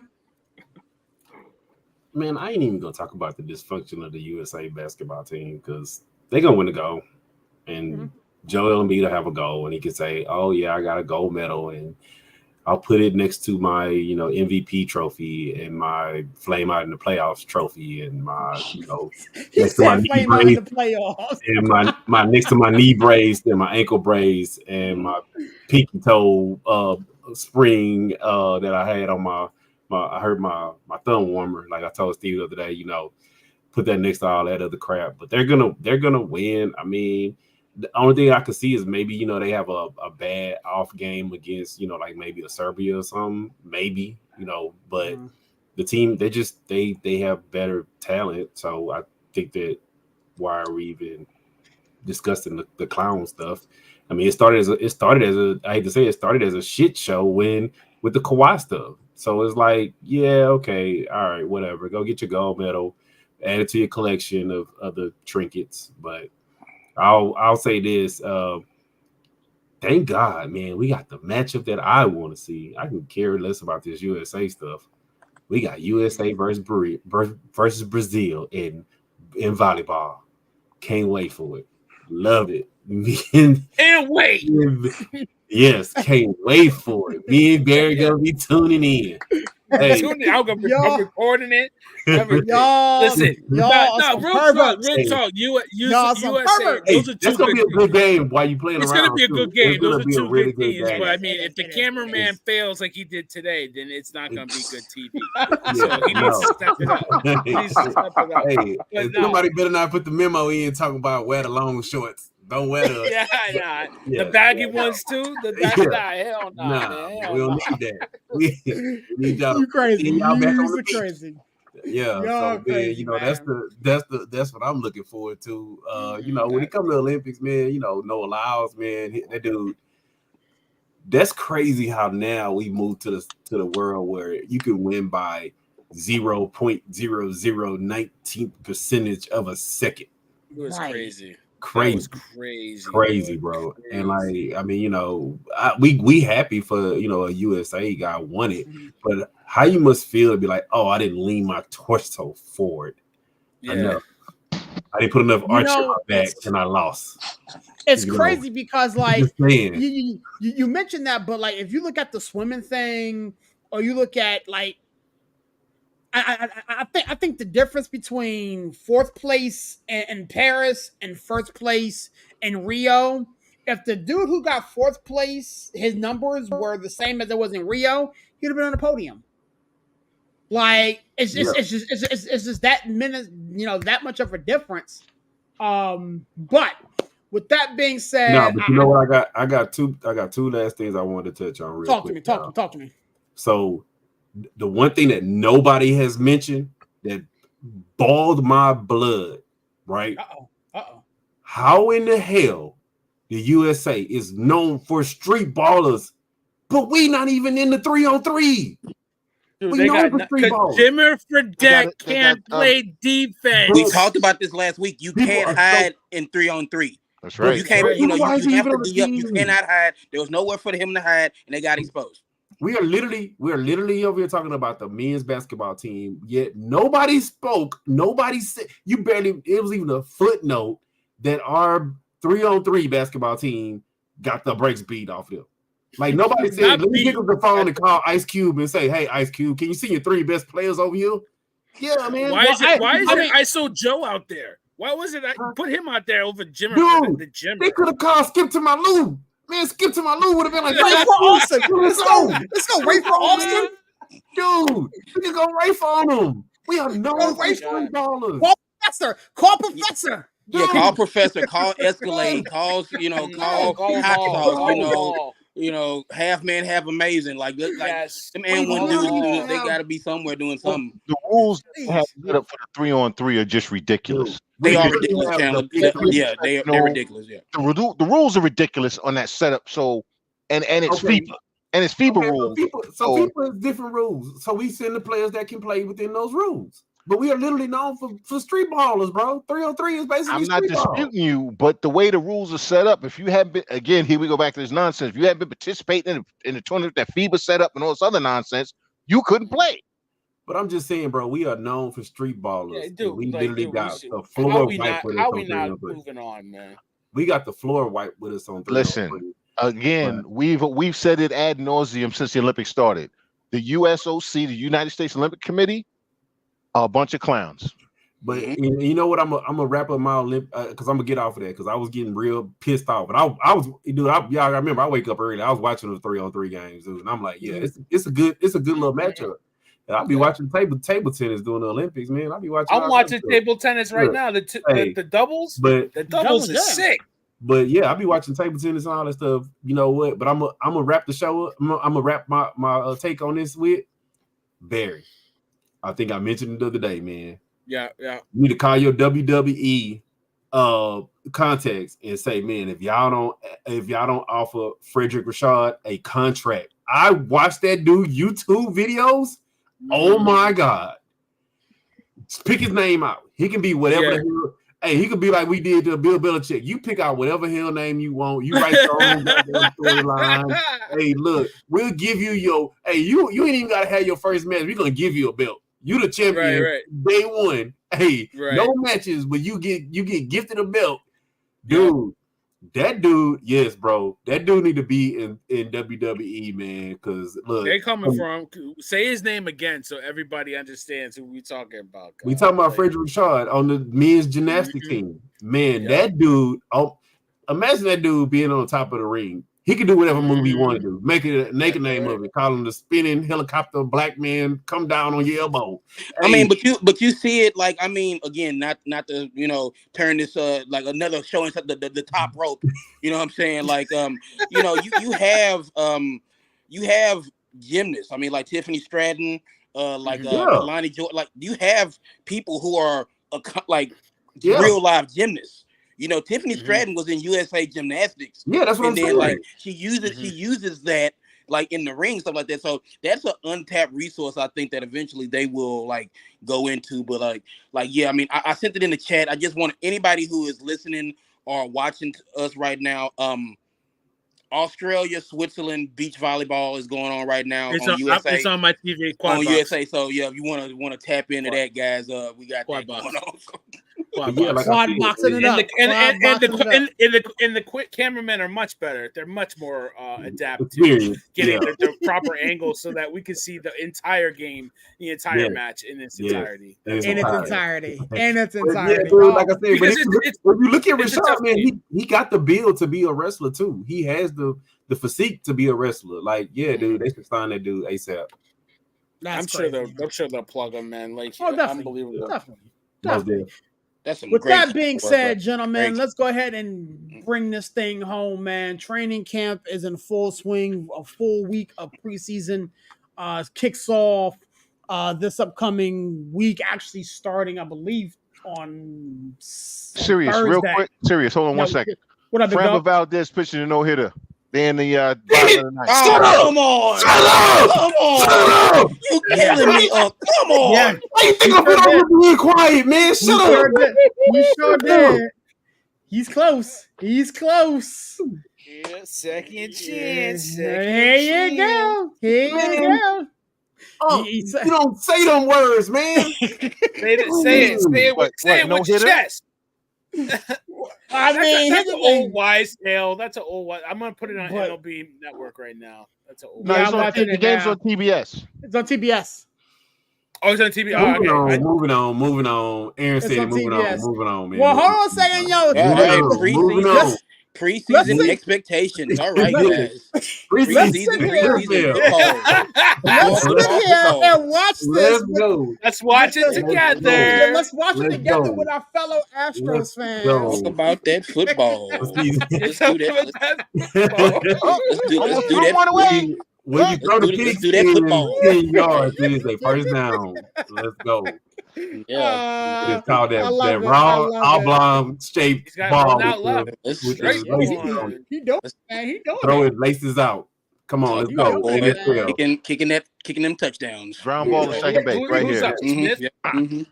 Yeah, man. Hold on a second. Let's roll. No, we're watching the game. We're busy right now. No, we're not watching the game. We're busy right now. Third out's gonna be a ground ball to second. We're talking. We're talking NFL. We're talking these free agent signings. That should have been a strike. I mean, so Tyreek Hill being the number one. Yes. I mean, it's like it's crazy. It's like he's a good receiver, but like best player in the league. Oh no, he got a 99 rating, but you see it's a 2-1 count right now. Yeah, a lot of guys got a 99 that I wasn't expecting on Madden. Like, it's a 3-1 right now. It's a 3-1. Brandon Ayuk, walk him and go to the from next now. batter. Walk him and go to the next batter. Oh, he walked him. Daniel Jones starting fights in practice. Yeah, that's the only good throw he's gonna have all season. Is that? Steven's doing this, watching it. Yeah. What are you milking the cow? What are you doing over there? Let me at him. You know, it's like. Did you hear about this morning? Talk about he's showing elite skills. Who said that? Jones, when have you ever been elite? That's the best throw he's gonna have in his career, throwing a left hook at somebody. Seriously? That's serious. Secret homer. I hate you. Secret just homer. I hate you. You can't make this up. You can't make it up. Get the next out, man, and we can win the game. We'll take the win. Said, suck it, bitches. We'll take the win. Okay, so back to such a football now. I hope they blow it. So anyway, Justin Fields, everybody. Justin Fields gonna start, man. Justin Fields, man. Gleyber Torres. Beats volleyball player. So Matt Eberflus should get fired if Caleb Williams doesn't play. Did he really say that? I saw you getting that early. Did he really say that? Yeah, he did. What did he say? He said he's unsure if Caleb or the starters will play in their second preseason game. Now, either he's delusional enough to think that, first of all, it's the preseason. So who are you trying to fool, right? Well, here's the funny thing. Trying to fool? I think this dude Caleb Williams got some stroke in here. I think he got some stroke. Or Caleb Williams has shown them in practice that he is not close to being ready. No, that ain't it. I think he pulling string. I think Caleb Eberflus meant to say, I don't know if I'm going to be coaching much longer in the. That's what he meant to say. Dude. What rookie do you know doesn't need reps in real time in preseason? That doesn't make any sense. He should have played in the Hall of Fame game. That's an extra. I'll pause on that because it's an extra game. Yeah, I'll pause on that. But the quote preseason, which really the first for everybody, your behind should be in that game playing. I agree with you, Chandler. Eberflus should be fired. Like he should. He messed up Justin Fields. He screwed up that whole situation. He shouldn't have a job to begin with. To be gifted the best quarterback in the draft, and you're still about to screw this up is a joke. This is why I said I didn't want Caleb Williams drafted number 1. This is why I said it had nothing to do with Caleb Williams. It had to do with the Chicago Bears because they can't have nice things. No, Eberflus can't. He can't do anything with anything. Yo, so since we're here, man, Yeah, according to what I'm reading right now, looks like Caleb Williams is still up in the air to play their second preseason game this week. We got a whole slew of preseason games that are set to kick off, starting with Thursday. Villain, I'll let you start here. Lions, Giants, Tigers, Bears. Oh my, man, what's going on? What's going on, man? What are you expecting to see out of your New York Football Giants as they kick off their preseason? To quote the immortal words of Old Dirty Bastard, nothing. I didn't say what do you expect during the regular season. I'm talking about preseason. What are you looking to see? I mean, I'm looking to see. I'm curious to see Brian Burns in that defense. I want to see. I've heard that I listened to Adriana Garafola, who shout out to her, New York Giants fangirl. Will be doing a show with her pretty soon. She's saying he looks good in practice. He's been looking really good. Going up against our guy on the end, Andrew Thomas, who's just one of the better tackles in the league. You know, say what you want, he is one of the better tackles in the league right now. So he's looked good against him. I'm curious to see him. I obviously want to see Malik Neighbors, man. Like if what I've heard is true, this kid is something special. So I want to see him live for myself and against a pretty good Lions defense as well. So those are probably the two guys, the two new toys that are in New York that I want to see. I mean, honestly, I think Malik Neighbors is going to be solid. No punching inside, but I think he's going to be a solid guy. The problem is I don't have any confidence in Daniel Jones being able to get him the ball to the plate. Oh, absolutely not. So I think, if Garrett Wilson can have stats with a garbage quarterback, I think there's hope for Malik Neighbors, right? So. There's hope, but again, it's very, very small, man. Let's bounce around a little bit. CK, I'm not sure if you plan on watching the New York Jets play the Commanders. I can't. Saturday. I'm upstate. They don't show the Jets upstate New York. Okay. All right. Well, you got to get the NFL package or something. Man. Yeah, I'm not giving the NFL no money. All right. Wait a minute, Chandler. You're not in the New York City vicinity. Listen, here's the piece. Yeah, right? yeah. Larry, stop it. No, I'm in New York. I'm in New York. Upstate New York, you get the I'm Bills. in New York. I get the Bills, I get the Browns, and I get the Steelers before I get the Jets or the Giants. But you're not in New York City metro. I don't have to be in New York City. I'm in the state of New York. So that matters.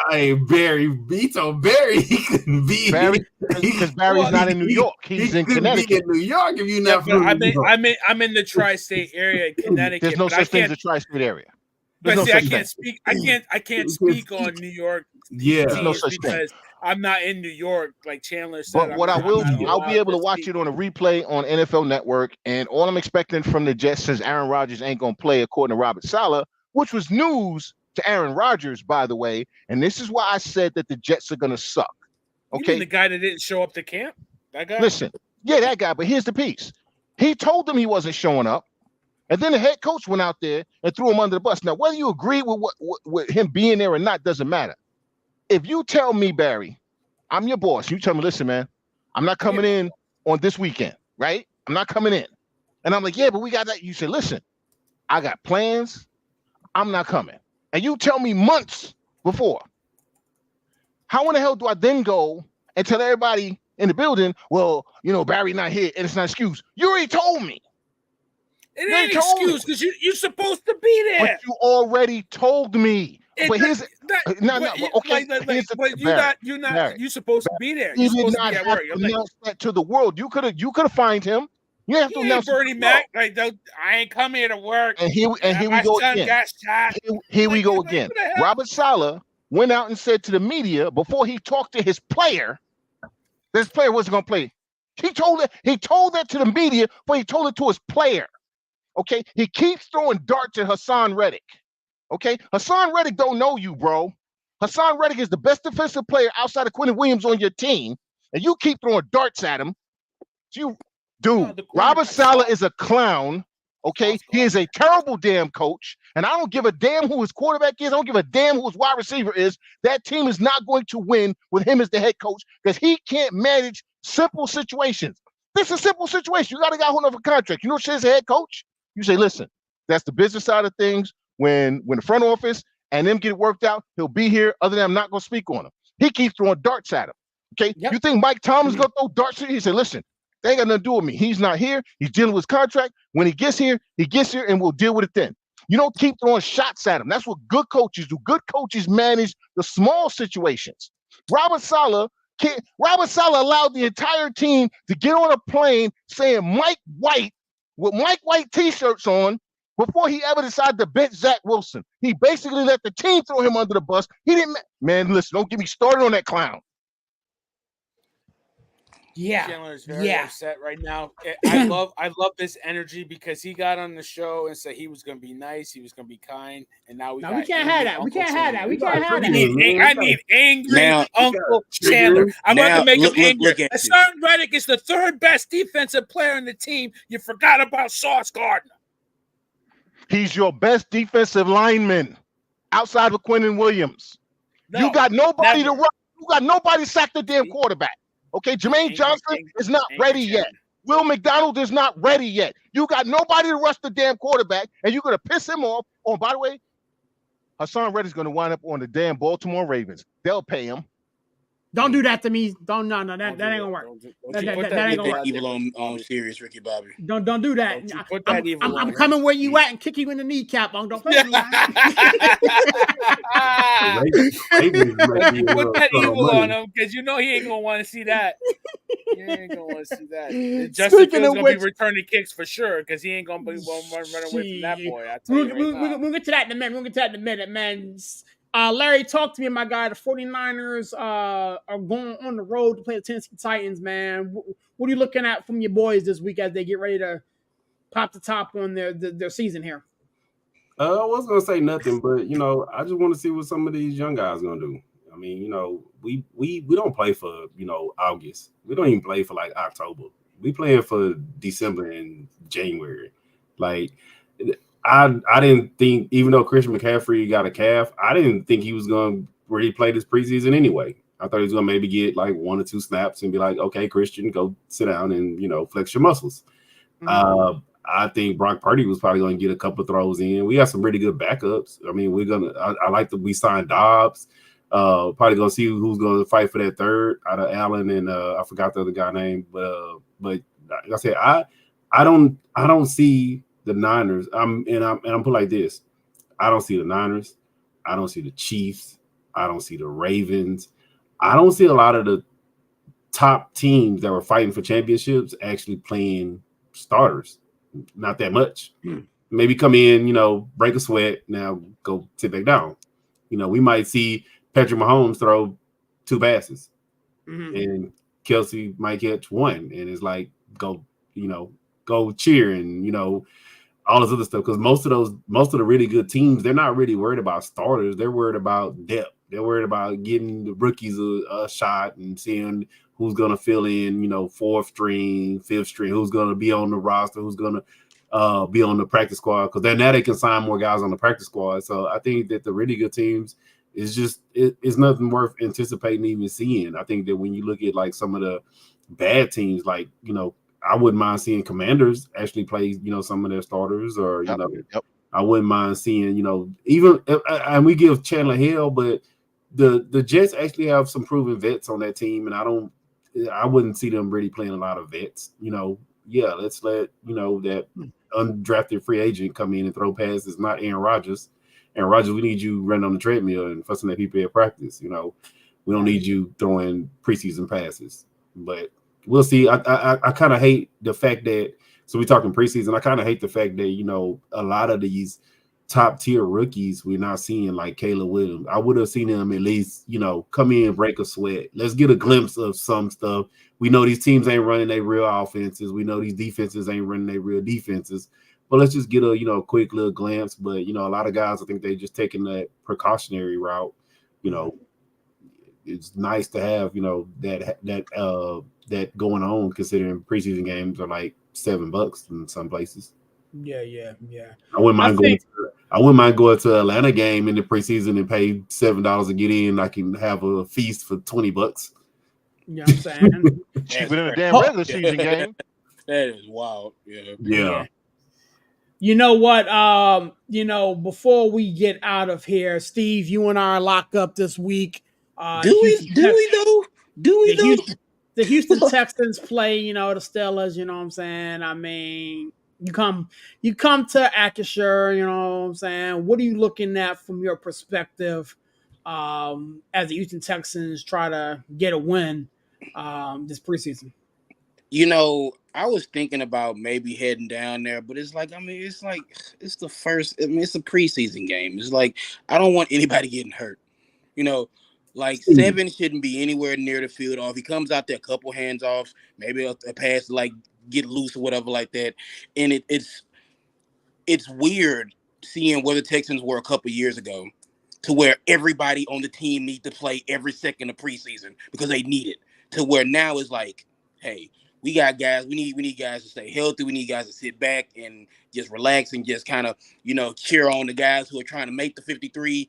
And look, I am actually excited, more excited to see the Steelers than my own team, just because of I keep hearing about Justin Fields is doing this and Justin Fields is doing that and Justin Fields. And look, Russell Wilson is the starter. I hate to break news here. He's the starter. Okay. I'm all jokes aside, Russell Wilson is the starter. What I'm excited for is for Justin Fields to get something on tape. Okay. Because if he can get something on tape, he's making the best of his opportunity. And this is a win-win situation for the Steelers because he's getting these first team reps. He's getting, he's running the offense. And if something happens to Russ, then he'll be able to come right in. And then with that, I don't know if the Steelers are gonna sign him and or pick up the option or whatever, which I would have if I was them.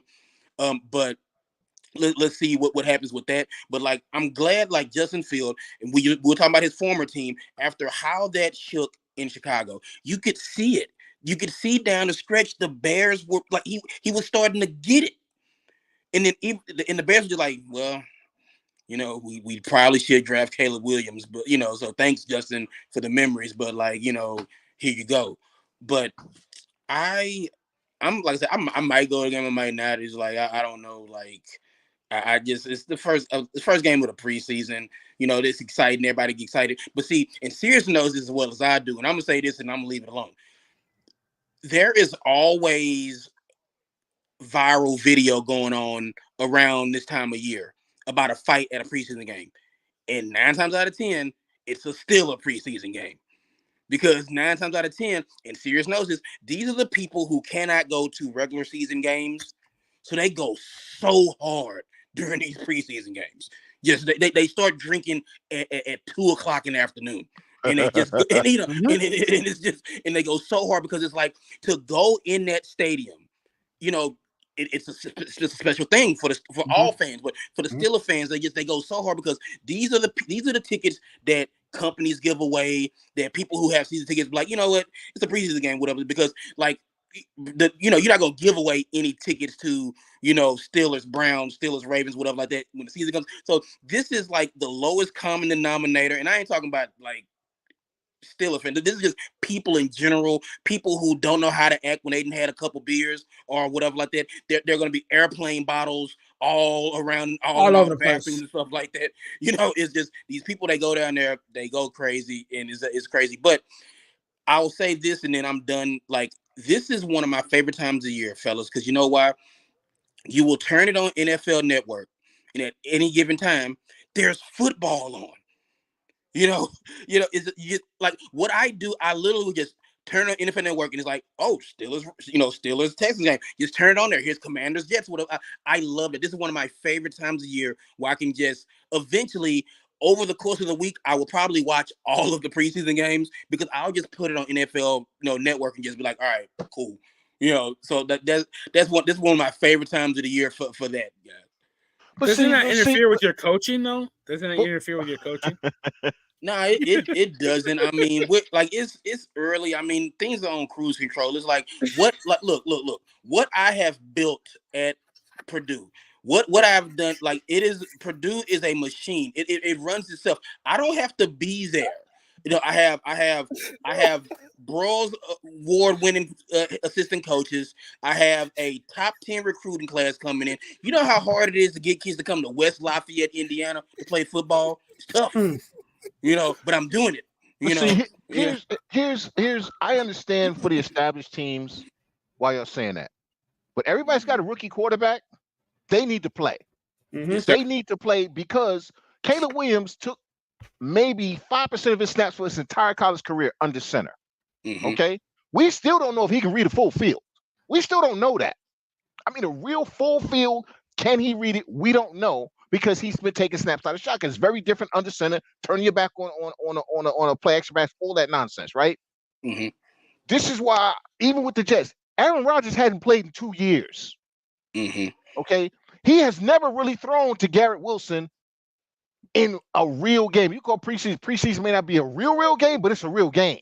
Okay, Mm-hmm. you have 3 new offensive linemen who have not played together, or who are also injury prone, right? These guys need to play. I don't care if it's 1 quarter every game. They need to play. And for all of these teams to act like, oh, well, you know, the preseason matters in the sense of if you have a rookie quarterback, if you have people who've never actually played together, right? When the hell are they going to play together? You're going to wait till the first game of the season and be like, oh, well, you know, we were on the wrong. Listen, losing the opening game could cost you the damn playoffs. You might not be able to win your division in the first game, but you can damn sure lose it. Yeah, I'm sure. Like Harbaugh's gonna have them boys. He's gonna have the starters playing the whole first half, probably. You know, just that's how Harbaugh get down. He's trying to like set the tone. He probably gonna have Justin Herbert throw like 20 passes in the first half of that game. You know, so it's just like you got coaches like that. But yeah, I understand. Like you need to build the chemistry. Go ahead, Larry. Justin Herbert's hurt. He's not gonna play. Oh, he's hurt. Oh, so like shows how tapped in I am into the LA Chargers. My bad. You're too busy coaching. That's why. That's what it is. A lot of these teams, they put more value in the joint practices than they do preseason games now. Yeah, absolutely. Yeah, because it's a good opportunity to fight, like the Giants and the Lions. No, it's not even the fight, coach. It's just that you get a better look. We've all played sports. You know, practicing against your own guys, it gets kind of stale. Yeah. I think the joint practices, what they've done with it the last couple of years, they've been more beneficial than actual games because you get to do drills against different guys. You get different looks, different defenses in a controlled environment for that hour or two. I think joint practices, they love it. They've embraced it. Mm-hmm. And that's why you don't see these guys playing like that. But you know, which game I think that we totally forgetting that we really need to keep an eye on? We need to watch that Patriots and Panthers game because Brissett is the starter, but Joe Milton's on his ass. And they talking about he's ahead of Drake May. He's on his ass, bro. Dude, he might end up starting. Hey, stop it now. Stop it now. I think he will. No, seriously, I think he will because the thing that held Joe Milton back in college was terrible coaching. Yeah. It was terrible coaching. But OJ Mayo has shown the ability to coach. First of all, Gerard Mayo's been coaching that defense they kept giving Bill Belichick's son credit. It was Gerard Mayo coaching that defense, first of all. All right. I think Gerard Mayo is going to be an excellent coach. I look at the staff that he's built around him, and Joe Milton, when all of this nonsense started OTAs, all they said about Joe Milton was he was really athletic. They stopped saying he's athletic, and they started talking about him as a quarterback. He big a quarterback. He was a good quarterback in Tennessee. But what I'm saying is, all we hear about Justin Fields is his athleticism. Nobody ever says he's a good quarterback. Yeah. When you're talking about Joe Milton from the time the preseason started till now, talking about all season activities, all of that, it went from athletic to quarterback conversations. So he's progressed. I think Joe Milton is going to wind up with that starting job because if you Gerard Mayo, let's be honest, who do you want really starting? You want someone who's going to be a long-term starter to play. That's either going to be Joe Milton or Drake May. I think it's going to be Joe Milton. That's going to be really messed up if they drafted Drake May, brought in Jacoby Brissett to not the first time. And Milton ended up being the starter. it did, but like, let's keep it a whole bean. I think It's happened. especially at the outskirts of this whole song and dance, like Drake May will literally have to implode on himself before I think that decision would be made. Did you ever watch him in college? But they'll give him Drake every May? chance. Yeah. They'll give him every opportunity to be the star. At North Carolina, yeah, I watched him. I watched wasn't him really a a big bunch. fan. Here's the thing. I wasn't a fan of him, but the thing is, like, I wasn't a fan of Milton either. Yeah. I was a fan of Milton, but I you could see that the coaching was what held him back. Drake May had a good coach in North Carolina. You can say, I'm not a huge fan of what's my man who used to coach Texas? I can't think of his name. I'm not a huge fan of Mac Brown because his teams lose the biggest games, but Mac Brown's a damn good football coach. Okay, and Drake May still didn't look like a damn first round draft pick to me. I didn't think he was. Drake May's cast is much better. Like it's like the fact that like I'm not gonna don't get me started on college. He did though, Steve. He had better receivers. He had better everything. Yeah, he had top notch receivers. He had maybe one of the best 2 or 3 running backs in college football, and still wasn't able to produce at a level that you would expect him to. So it's like, yeah, I never got it with Drake May, and I still don't get it. Yeah. I mean, yeah, we'll see. I guess he might be Daniel Jones. I guess I was just about to say he might be the next Daniel Jones. That's why that's why I did not want to draft him in New York, because it's just like you trading one Daniel Jones for another one. Man, while we talking preseason, man, let's just go ahead and get the monkey out the room, bro. I got the hat on, bro. Let's go. Speaking of I was getting later. Let's go. Speaking of the Patriots, possible landing spots for Brandon Ayuk is one of the Patriots. Patriots, whatever. They out. They're not. They're not. Out. They just did, bro. I just saw something about them being back in the picture. So I'm not too sure what it is. Like before we hopped on the air at 9, I did see something about how the Steelers have reopened conversations with them, even though the Steelers were quote unquote out. There's been the Cleveland Browns being linked to them for Amari Cooper and some other nonsense. The Commanders have said they were out. So there's some people that want to dance. However, the 49ers ain't playing the right music. Talk to me. 20 minutes ago, the Adam Schefter report, the Patriots they are decided not to explore any further trade possibilities. So that was 20 minutes ago? Okay. That was 20 minutes ago. So I got it 7 minutes ago. Yeah. Okay. I've been facilitating this. So the Patriots. No, I got you, brother. I got you, brother. So the Patriots out of the question. So that leaves the Browns. The Browns or the Steelers. The Steelers. So the sweepstakes are narrowed to the Browns and Steelers as other teams most rumored to be in the running for Brandon Ayuk. So those are the 2 front runners right now. And we talked about it. The Browns had a framework in place. Yeah. The only way I see the Steelers trading for Ayuk, honestly, is if you're going to start Brandon Fields. I mean, what is his name? Justin Fields, Brandon Fields. Because he's going to need somebody besides George Pickens to throw to. You understand what I'm saying? George Pickens is coming back in the trade, brother. George Pickens is coming back in the trade, brother.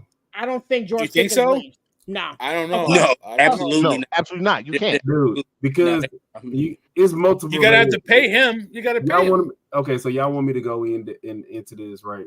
Oh, let's go. Yeah. I think it's to be honest with you, I think that it's Saquon Barkley, but just a real deal offer. They offered him a respectable offer. They offered him $26 million, which would have brought him into the top 8 receivers in the league, right? The problem that we run it would have brought him within the top 8 receivers in the league. But I don't think he's a top 8 receiver.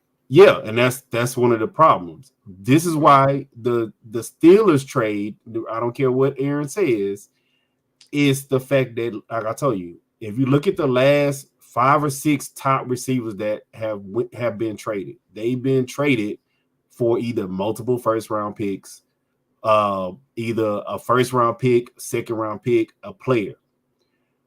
Why would you turn down the Cleveland offer knowing you'll get Amari Cooper in return and not take George Pickens? And that was the stipulation. They had to send back picks and George Pickens. But then that don't make sense for the Steelers to do it. That was never the case. But this is where here's who's on the table. Alex Highsmith was on the table. Calvin Austin was on the table. And picks. There was no way on God's green earth that George Pickens was ever going to be wrapped up in a deal involving Brandon Ayuk. Now, you had better luck of getting Amari Cooper from the Cleveland Browns than you would have getting George Pickens out of Pittsburgh. But see, this is where it gets into multiple layers. Not only do the 49ers have to accept your compensation, and that's why the Browns was out, because we didn't want their compensation. You also have to sign Brandon Ayuk. But he already had a contract in place. He had the framework in place for $28 million. That framework, the framework on the contract for $28 million, which has been out there since this morning. That framework for the contract, he was willing to accept $28 million. He didn't want 30. Yes, he was. $28 million. He wants 35. No, but he'll take $28 million. He's not asked for 35, bro. He's won 35. He's not getting 35 or 28. He's not getting 35 million. No way. But this is where I tell you, it gets into that Saquon Barkley area. He has not accepted anybody else's because he don't want 26. He wants 28. But he will not accept anybody else's contract. That's what I'm telling you, dude. That's why they've been reporting all day that the framework for a contract was in place already, and it's $28 million. The framework for the trade is in place, and because he said I'll go to Cleveland for 28. He's not signed off on any contract. He's not. The contract framework and the trade framework are in place. Reread everything from this morning, bro. I read it up, dude. It would have been done. He has not accepted anybody's contract offer. But the framework of the contract is in place. He has to decide where he wants to go. The framework of the trade is in place. The 49ers have already said, we'll take Amari Cooper and picks for Brandon Ayuk. Ayuk did not accept the offer. Ayuk doesn't want to play for Cleveland. He wants north of 35 million. He don't want to play for Cleveland. He want to play for Cleveland. He wants to play in Pittsburgh. And then why doesn't he want to play in Cleveland? Who's the quarterback? It's not. I would play with Deshaun. Bum ass Deshaun Watson who can't stay healthy. He's not a bum. Like, he's a bum. He's a bum. You and I both know he's not. And they got Jerry Jeudy. Really? Tell me what Deshaun Watson has done the last 3 years. Tell me what he's done the last 3 years. He actually was playing well before he got hurt last year. But he stayed hurt. He's been hurt his entire career, man. But that doesn't mean he's a bum. He just gets hurt. If you can't stay healthy, you a bum. But they was winning even without him. And Nick Chubb's coming back. You said Aaron Rodgers is a bum. Aaron Rodgers is a damn bum. You absolutely right. Stop. He's a 4-time MVP. I don't give a damn. He a bum now. He 40-year-old bum. And they added Jerry Jeudy. Like I said, he has not agreed to the contract because he actually talked to Devontae Adams. And Devontae Why would you want to play for a terrible franchise like Cleveland? Why would you want to play for them? But he wants the money. And he wants to be the focal point of the offense. He wants to be the focal point. Listen, I believe he's gonna wind up in Washington. I think the Commanders are gonna get back in this. They out of it. I think they're gonna get back in it. I think he winds up in Washington.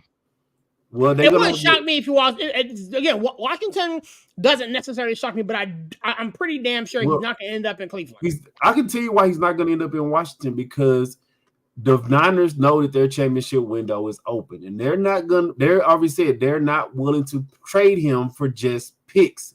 They want players of equal value coming. And he's going to sit out at least the first 6 games. Okay, he's going to be fine. Okay, really? Because I'm all right. Somebody record this, so when they're not fine after 6 games, I don't want to hear no excuses, Larry. I don't want to hear you talk about Brandon Ayuk for playing. I don't want to hear none of that. You say y'all don't need him.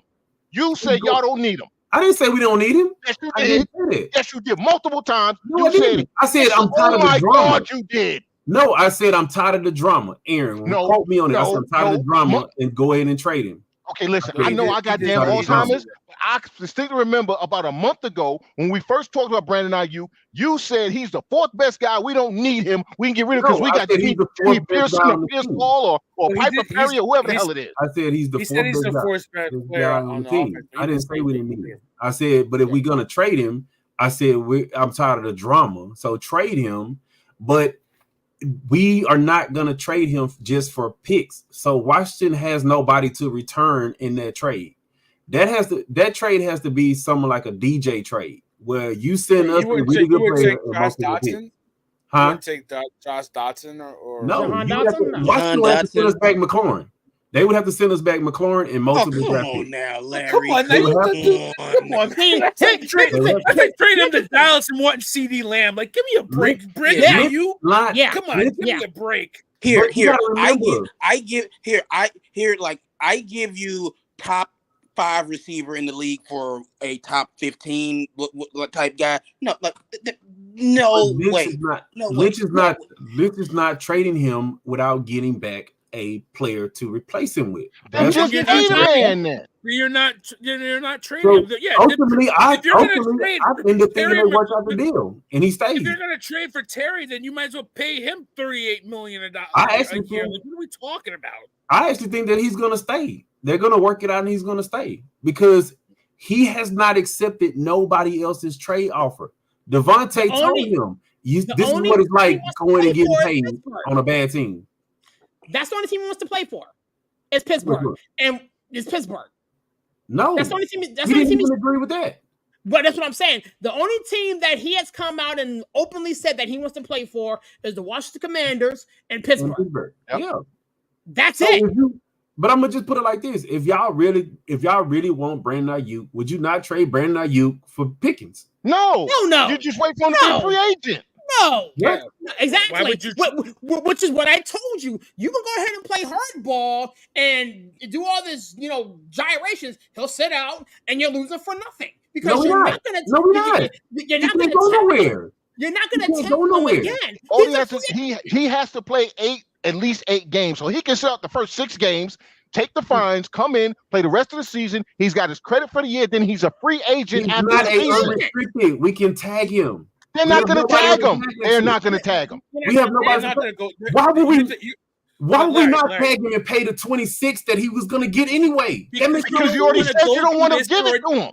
But because you We don't already wanna go offered it through to this him. another year, Larry. You don't want to do this another year. You Dude, don't. they already He's offered not him going to sign the 26 million. franchise tag, so you're right back in the same position. It So then doesn't what do make you do? sense. So then if you trade for him, or you sign him, you got to give up 2 firsts for him. Because Or We'll you sign just him. wait for him to be a free agent, Free agent. and sign him then. you He's can't an unrestricted. because you're going to get tagged. He's not an getting tagged, unrestricted- B. He's He's an not unrestricted gonna free sign agent the in tag. 2025. But he can get tagged, and if he gets And tagged, if he he's got to don't come sign up the with But tag, they're not gonna then what? tag him. Yeah, they're not. You're not gonna do it. But why He's an not unrestricted tag him if agent. you're going to pay him the same amount of money? Because he's not going to sign the tag. Because he Yeah. doesn't want to play for you guys. Hello. He doesn't You want just to play for you want him on guys. your Steelers, and that's not going to happen without y'all giving up something in return for him. Listen. Dude, Oh my God. I don't care what you say, bro. Brandon Ayuk is a better receiver than George Pickens, bro. I don't Okay, care what you're you say. smoking dope first and foremost.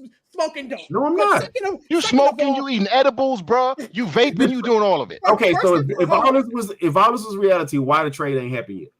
Because the Because the 49ers are trying to get a king's ransom for somebody And that he's they know not they're not gonna going to get get king's that. ransom for. So you're playing hardball with somebody you have no leverage over. He's You a can, free agent. yeah, you have no He can be leverage. tagged. with it. You have no He can be leverage. tagged for 2 more years. That's what You the are And not if he doing doesn't that. sign the But you're tag, you're in the not same Larry, position. The Larry, 49ers, yeah, Larry, listen. You my guy. I love you to death, but you're thinking like a fan and not an owner. I'm not thinking like a fan. I'm You're a thinking fan that right now. I'm There is thinking no that we way would God- trade him. There is Dude, no way on God's green earth that you're gonna sit there and go through this whole gyration that you're going through this year, and then tag him again and try and go Exactly. through it and go through Dude. the second year. Ask Dude. Saquon how that worked out. They Dude, what kind of said trade is off done? the bat, we are not tagging him this Dude, year. what kind of They trade is said it done? off the bat. Think about the Devontae. How that worked out for Devontae. Not so Devontae pretty, ended huh? The Devontae ended up in Oakland or Las Yeah, he Vegas got his with no bag. And quarterback. he got his He bag, didn't and you don't get hear from tagged him. 2 years in a row. He didn't on a get bad tagged. He was team. in your He didn't No get way Brandon, he he tagged. has gets never tagged. been tagged. That's what I'm saying. He's never been Name tagged. me, Larry, Never. Larry, Never been name me tagged. one player that's got tagged 2 times in a row.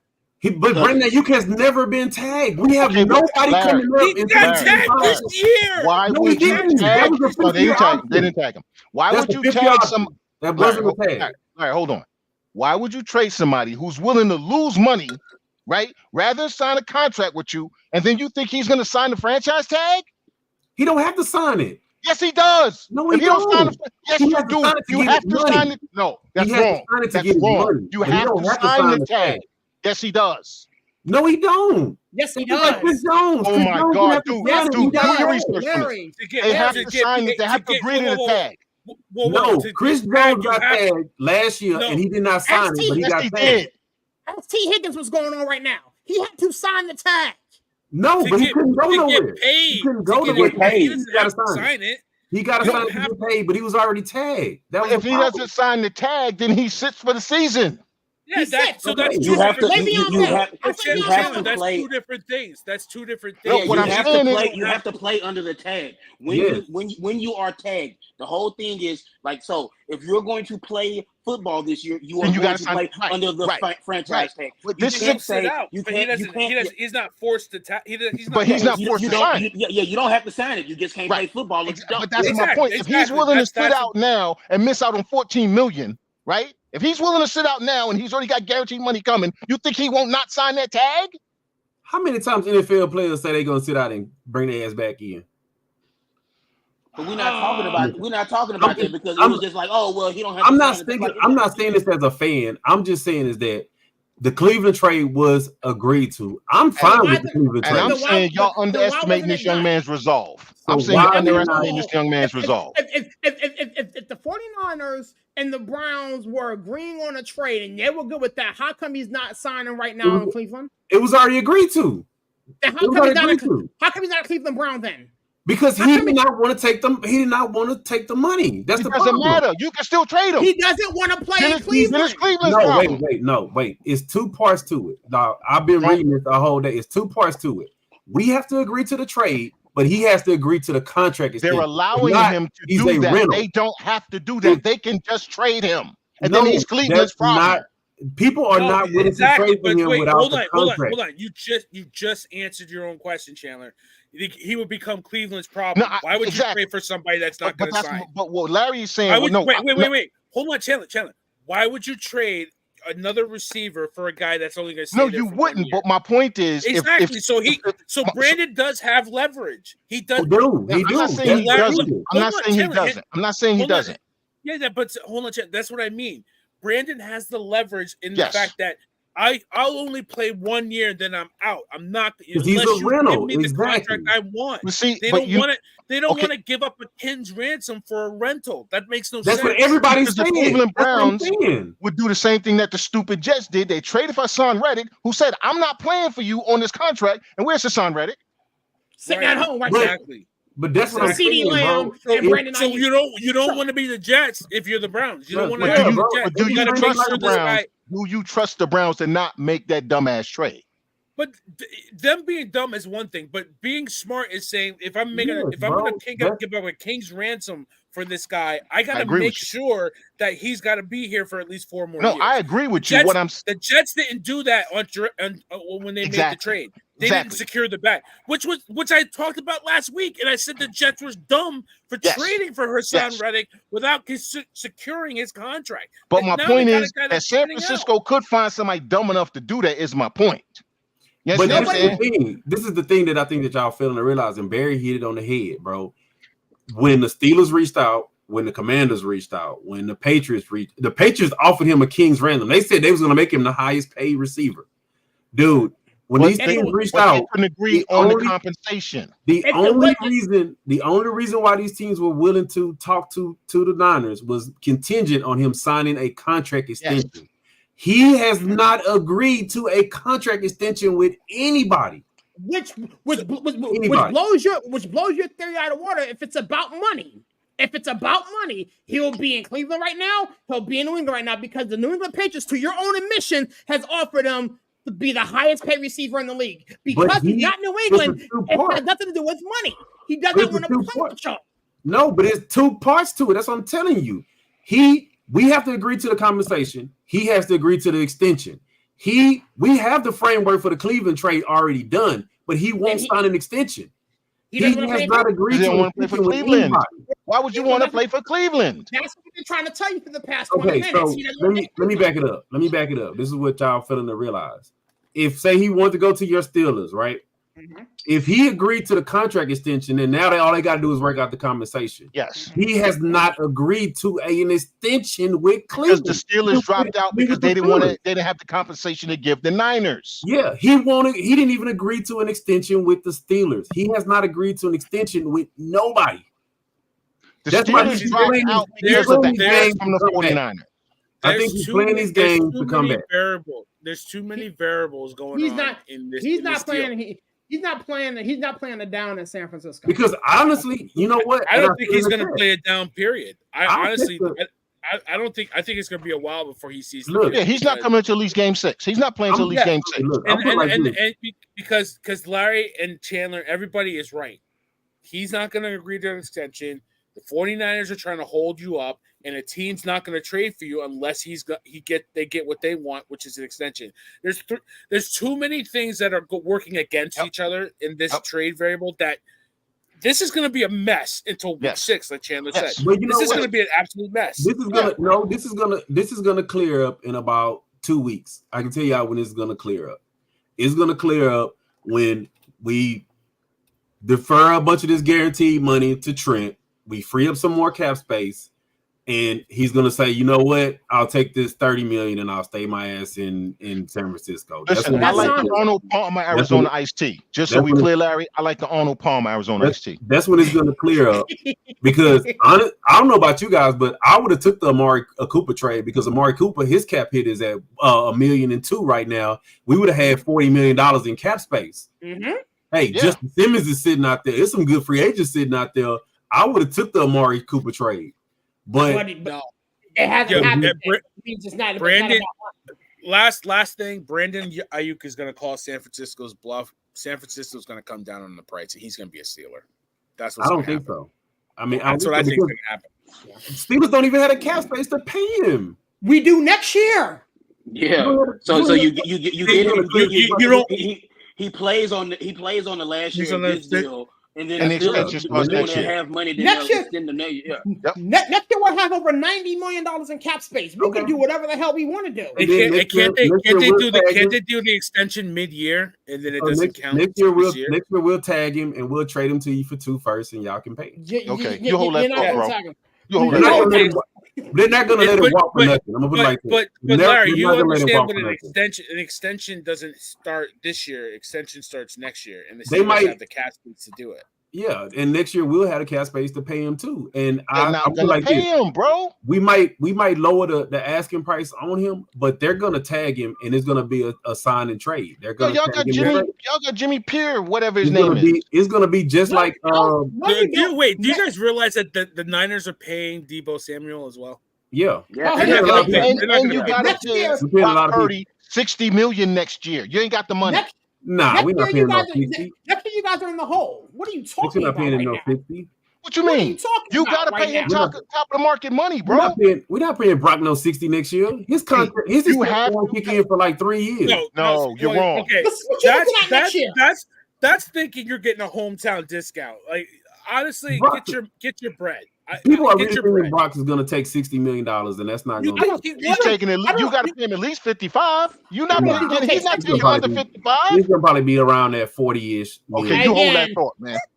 He is smoking them Snoop Dogg packs. He's smoking that sticky icky. Nah, it's not going to be. You're drinking that gin and juice by Dre and Snoop. I would it, but like this is all being recorded. No. This is all being recorded. I do think that I don't know what y'all think happens every week when we come here. This is I've heard it a couple times. This is being recorded, guys. So like just throwing that out there. Like I do think, and maybe I'm wrong. I think, and I said this last week. I feel like the 49ers be like, Brock, here is the most guaranteed money a quarterback has ever gotten. Your per year is going to be about 45, 48.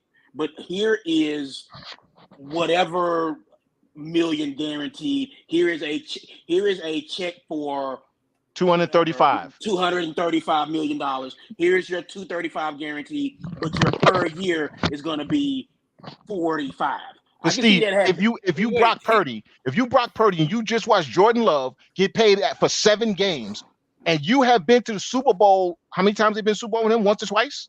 Once. And Yeah, a but Jordan Love was a first round pick. hold on. And a champion, I don't care. And a championship game twice, I'm not taking less than Jordan Love, bro. But it's not. But it's like if you give him a, like say here Brock, here's $185 million here. You know, No. But you know what I'm saying? Not taking I just think so. Yeah. No, I'm not taking no, it. Steve, it's got to be fully guaranteed. But I'm saying fully. I'm not saying for the length of the contract. I'm saying How much? no. No. If they write him a fully check, guaranteed. What did Deshaun Watson get? 233. 233 fully guaranteed. There's your asking price. So yeah, that's where it starts. That's where it starts. So whatever figure you want to throw out, I feel like that's how the Niners get that done. So if it's 240, if it's 250 or whatever like that, I feel like to keep that cap number down, they will give him a ridiculous amount of guaranteed money up front. I honestly, like, but if I'm Brock Purdy, I'm not the league taking that. MO. That's the league MO. Why would Brock Purdy, who has exceeded expectations, take less money? Like, it's not less money. He's getting $250 million guaranteed. Exactly, but that's from 900,000 over how many years? Yeah. Over how many years? From 900,000 over how many years? Well, it's not even how many years. I'm talking about guaranteed money. Yes, but you still have how many years am I signing for? How many years am I signing for? You're talking about 240 for probably 45 million. You're talking about 6 years. 6 years. Mm-hmm. 5, 6 years, yeah. Yeah. Mm-hmm. If I'm Brock Purdy, I'm not signing that. Ooh. I'm not signing that. Because here's the piece. The one thing these guys like to do is they want to top each other. Brock Purdy has already come out and said, I want to be dominant. I'm going to be like Tom Brady. This kid was the last pick in the draft. He knows, right, that the numbers just keep going up. You stack his resume against the last 3 quarterbacks that have been signed, his resume's better. You just put your foot in your mouth. We brought this up last week. What did Tom Brady do? Tom Brady always took pay cuts. He's not Tom Brady. He's not Tom Brady. You can't do that. You can't use that. You can't use that. Here's the deal. Larry, you were the last pick in the draft. How many years would you have stayed in the league? Maybe 2, maybe 3. 3? You're telling me that you're not going to cash in?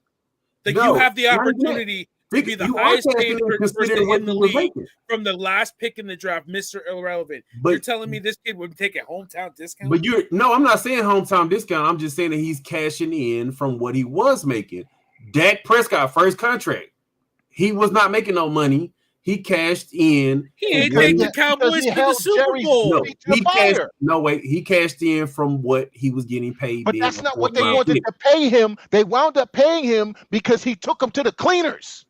That's not what I'm saying, Chandler. I'm just saying is that at the time we was like, oh, Dak got 140 million. Yeah, it was a big increase from what he was making, but it wasn't like he came in the league as a first round pick. They didn't want to give him that contract, remember? But they gave it to him. They had no choice because he wasn't going to settle for a nickel less. And I'm saying to you, Brock Purdy is not going to settle for a nickel less than $55 million a year. Yeah, if I'm Brock Purdy, I get what you're saying. The hometown discount. Yeah, like the hometown discount is great and all that, but if I'm Brock Purdy, I'm thinking I don't know if I'm going to get another big contract like this. Dude, you know what I'm thinking? Nothing is guaranteed. I'm thinking like cashing in. I'm thinking like John Lynch. Let's handle this Ayuk situation right now. We'll pay Brock Purdy down the road, like every team does. You're not gonna have Ayuk. You have to pay him after the season. This is his 4th year. How many times have y'all seen the Saints go into the beginning of the year and they got negative cap space and magically they signing dudes to $50 million, $75 million contracts? Because Mickey Loomis is down there washing money, doing something. I don't know what. Oh, money down the line. Yeah. Mickey's a weird guy. Like Coach, he's like Scarface rolling in at the back of the bank with the bags of money. It's push it to the limit. Yeah, it's Benson Savings and Loan. Benson Savings and Loan. That's the thing. Teams can pay whoever they want to pay, and they can make the money happen. So for the Niners to say that they can't pay Brandon Ayuk is a lie. They can pay who they choose to pay. They're choosing not to pay him. Mm-hmm. Yeah, because they're looking at other guys that they got to restructure. Once the restructures happen, then they will pay him. Why is Trent Williams not in camp? He's a vet. Like I said, once Trent gets restructured, he'll be Brandon Ayuk is right next. Brandon Ayuk is gonna sit till game 6, bro. Trent Williams is not in camp. Brandon Ayuk is not in camp. Trent Williams is older. He want that money. He gonna get paid when he's 63. He want that money that we're gonna push down the line. It's gonna be dead cap money in year 2047 or something. No and way. Like I said, it's gonna resolve itself. I'm just over the drama. I feel like he's gonna probably end up re-signing, or John Lynch is gonna look at it and say, "Look, you take the rental in Cleveland. We'll take the rental with Amari, and you figure out his free agency right now." Like I said, if you guys read, like y'all told me, read the beat reporters. The beat reporters are saying is that Brandon Ayuk's contract demands are now exceeding, because he's anticipating the CD signing. And if he gets traded to another team, he wants Justin Jefferson money. The beat reporters' information comes from the team, which means it can't be trusted. And the teams the teams are not willing to pay him that. But if that was the case, the framework would already been done. Dude, I'm looking at it right now. I don't trust anything beat reporters say. Agreed to the trade. We had already agreed to the conversation.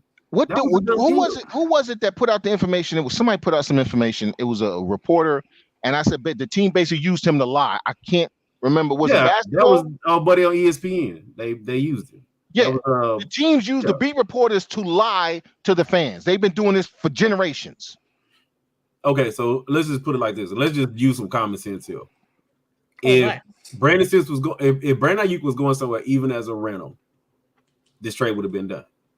If it's the team he wants to go to, yes. Even if it was Pittsburgh, even if it was Pittsburgh, and Pittsburgh say we'll handle paying you later, the deal would be done.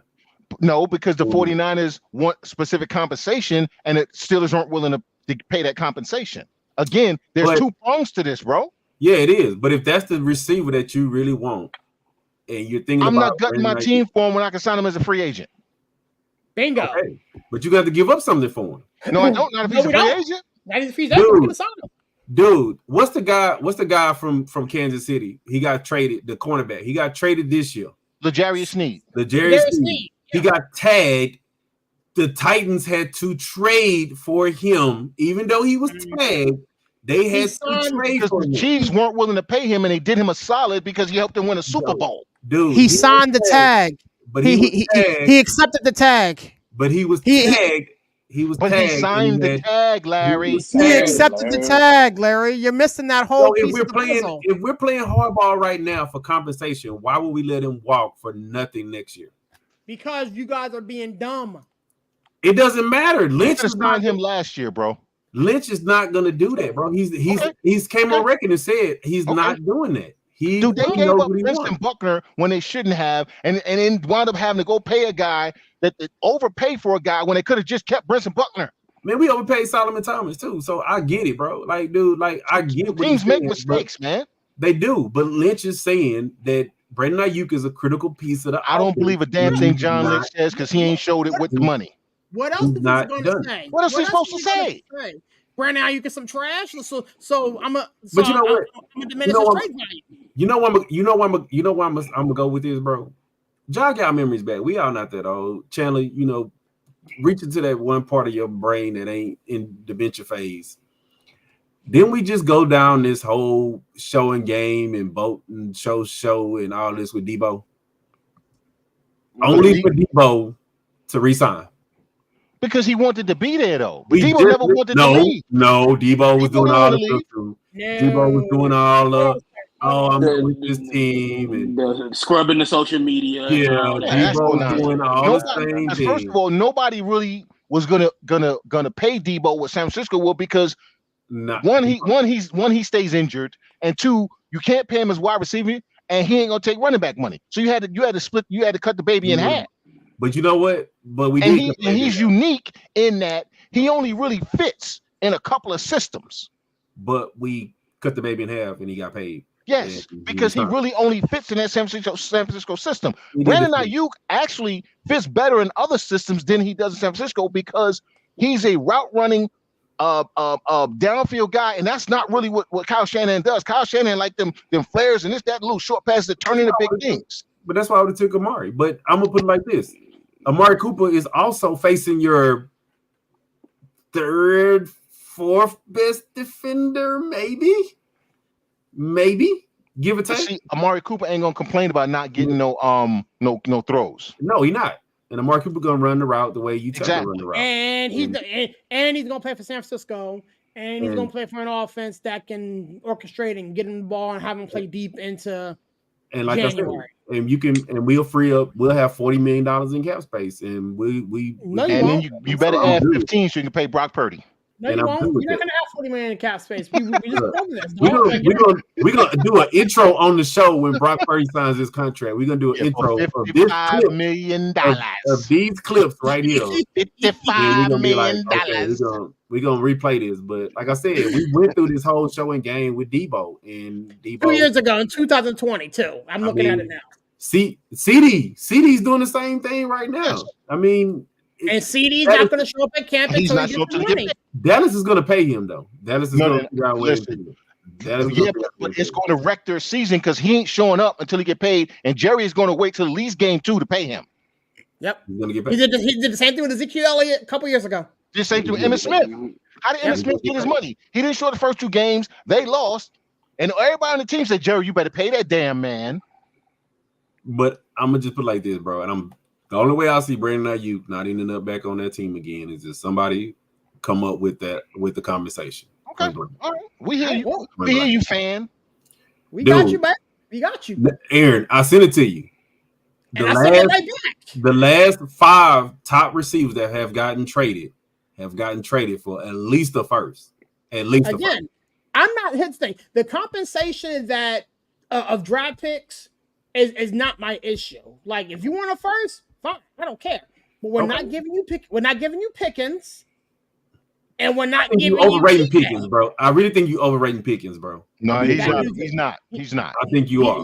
Pickens is real inconsistent, bro. Pickens he had inconsistent quarterback play. Yeah, he had Trubisky, man. Mitch Trubisky, Kenny Pickett, Pickens is a dog. Trust me. People said the same thing about Diggs when he had Cousins throwing the ball everywhere and him fighting with Cousins. But I'm gonna just when he got the Buffalo, what happened? I'm gonna just say this. I think that y'all overrating Pickens, but I'm gonna just put it like this, right? At the end of the day, even if he does come and play this season, at going into the next season, he's not gonna walk for nothing, bro. You've not seen not one dude walk for nothing.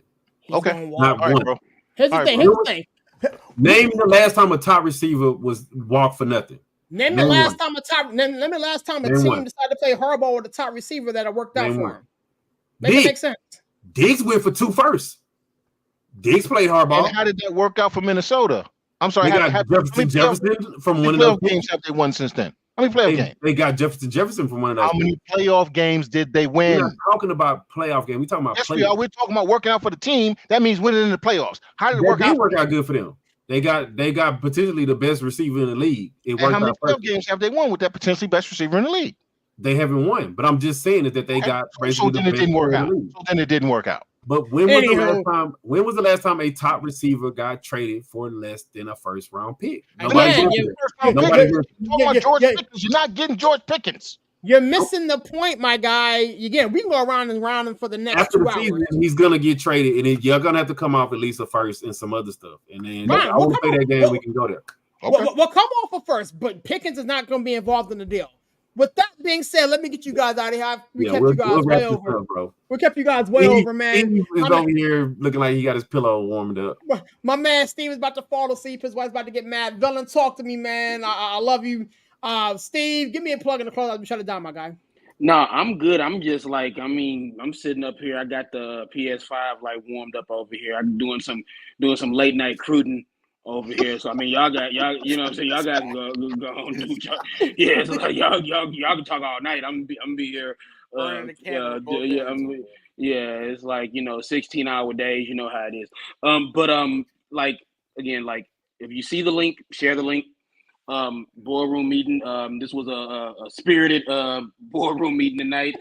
We were all over the place, but I love it. I love coming in here, love chopping it up. If you love it, if you're listening, God bless. If you are still listening to this, God bless you. Number one.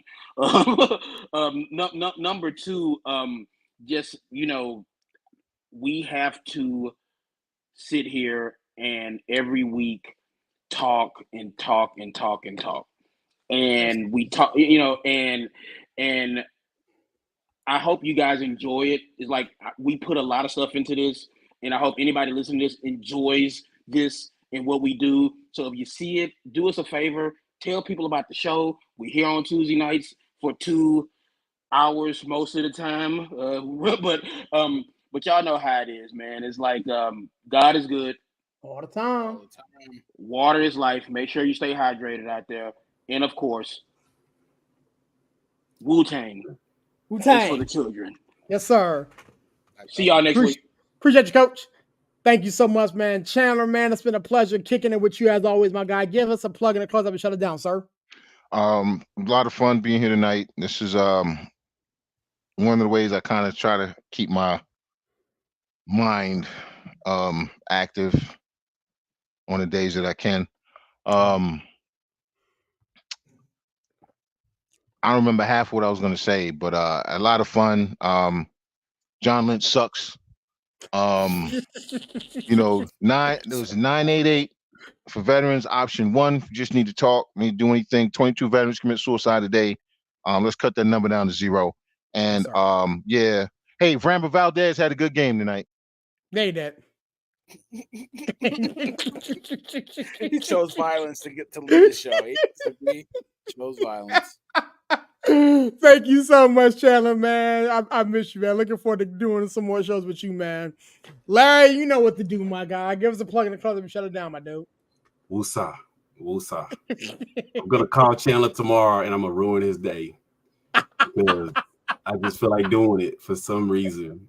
Y'all won. Y'all got the win though. Yeah. Like I got the dub. He ruined the no. And then he wants to crap on my 49ers. Meanwhile, the last time I checked, my Astros have a championship over y'all Yankees. Wow. The last time I checked, his Jets wasn't irrelevant since Joe Namath was wearing his fur down Broadway Street. I think none of us won but Chandler. So when you're a Jets fan, that's like talking to, I don't know, a Saints fan or something. That's like talking to a Cardinals fan. Like, yeah, see me in 2086 when we all gone and dead. But yeah, I love this. I love everything about it except for Chandler. I hate you. I hate everything about you. Hey, meet me at El Segundo, man. I'm ready to fight, man. Hey, look, I'm talking crap about you. Gone. Look, hey, it's all good. Hey, but yeah, fellas, hey, like I say, man, love everything about it, man. Y'all boys, hey, I got to give y'all credit, man. Y'all hit it down on the WWE show. Tuned in, hey, let's keep doing things like that. Let's keep the momentum going. And I'm gonna just say peace. Y'all be good. Yes, sir, man. Thank you so much, Larry, man. Pleasure sharing the space with you, my guy, man. I swear to goodness, man, it's always something. That dude comes ready to work, and I love it, man. I love it. This IU thing's gonna be fun to see how this thing takes out, man. So, yo, Villain, you almost turned into a pumpkin on me, my guy, man. Holla at me. Get us out of here. I'm tired. The Villain's going to bed. I miss my bed. I miss laying next to my beautiful wife. Yes. She might leave me after this. Then I have to call Rhea Ripley and see if she's single. She's single now. Single. Yeah, she's single now. She might need the Villain. If she don't want that yeet in there, she might get that Villain. But listen, I love doing the show with you guys, Larry, Coach. Uncle Chandler, man. I love Uncle Chandler, man. Yeah, holla at your boy. Y'all felt us with no hands. We had a good show. Got into that talk. I'm glad it was a show not talking about the Giants. We were talking about Brandon Ayuk. So that makes me happy. Astros suck. Yankees all the day. Larry, chucking that deuce for you, baby. Peace out, baby. Yo, man, thank you so much, Villain, man. It's your boy Sirius repping that 412 and the 703, man. It's such a privilege and a pleasure to be able to do this with you guys on a week-to-week basis, man.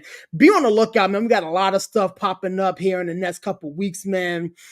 Shout out to my friends over at Nonsense and Deep Thoughts Podcast, man. Looking forward to jumping on the show with them. And the next couple of days, man, we're in the works of putting something together. Was kind of a collaboration partnership with that, man. So be on the lookout for that. NFL is right around the corner.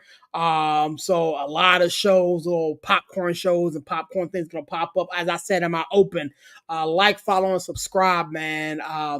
If you're on Facebook, Instagram, Twitter, or X, if you will, check us out, man. We're also on Spotify. I'm also looking at bringing another talent to the boardroom. So if you're interested in jumping on with us, on a semi full-time basis or part-time, whatever, hit me up, man. Let's talk. Let's have a conversation. Let's find out where you fit in. And again, get in where you fit in, man. I'm talking with a brother of mine, looking forward to partnering with him. Maybe he'll come on board here.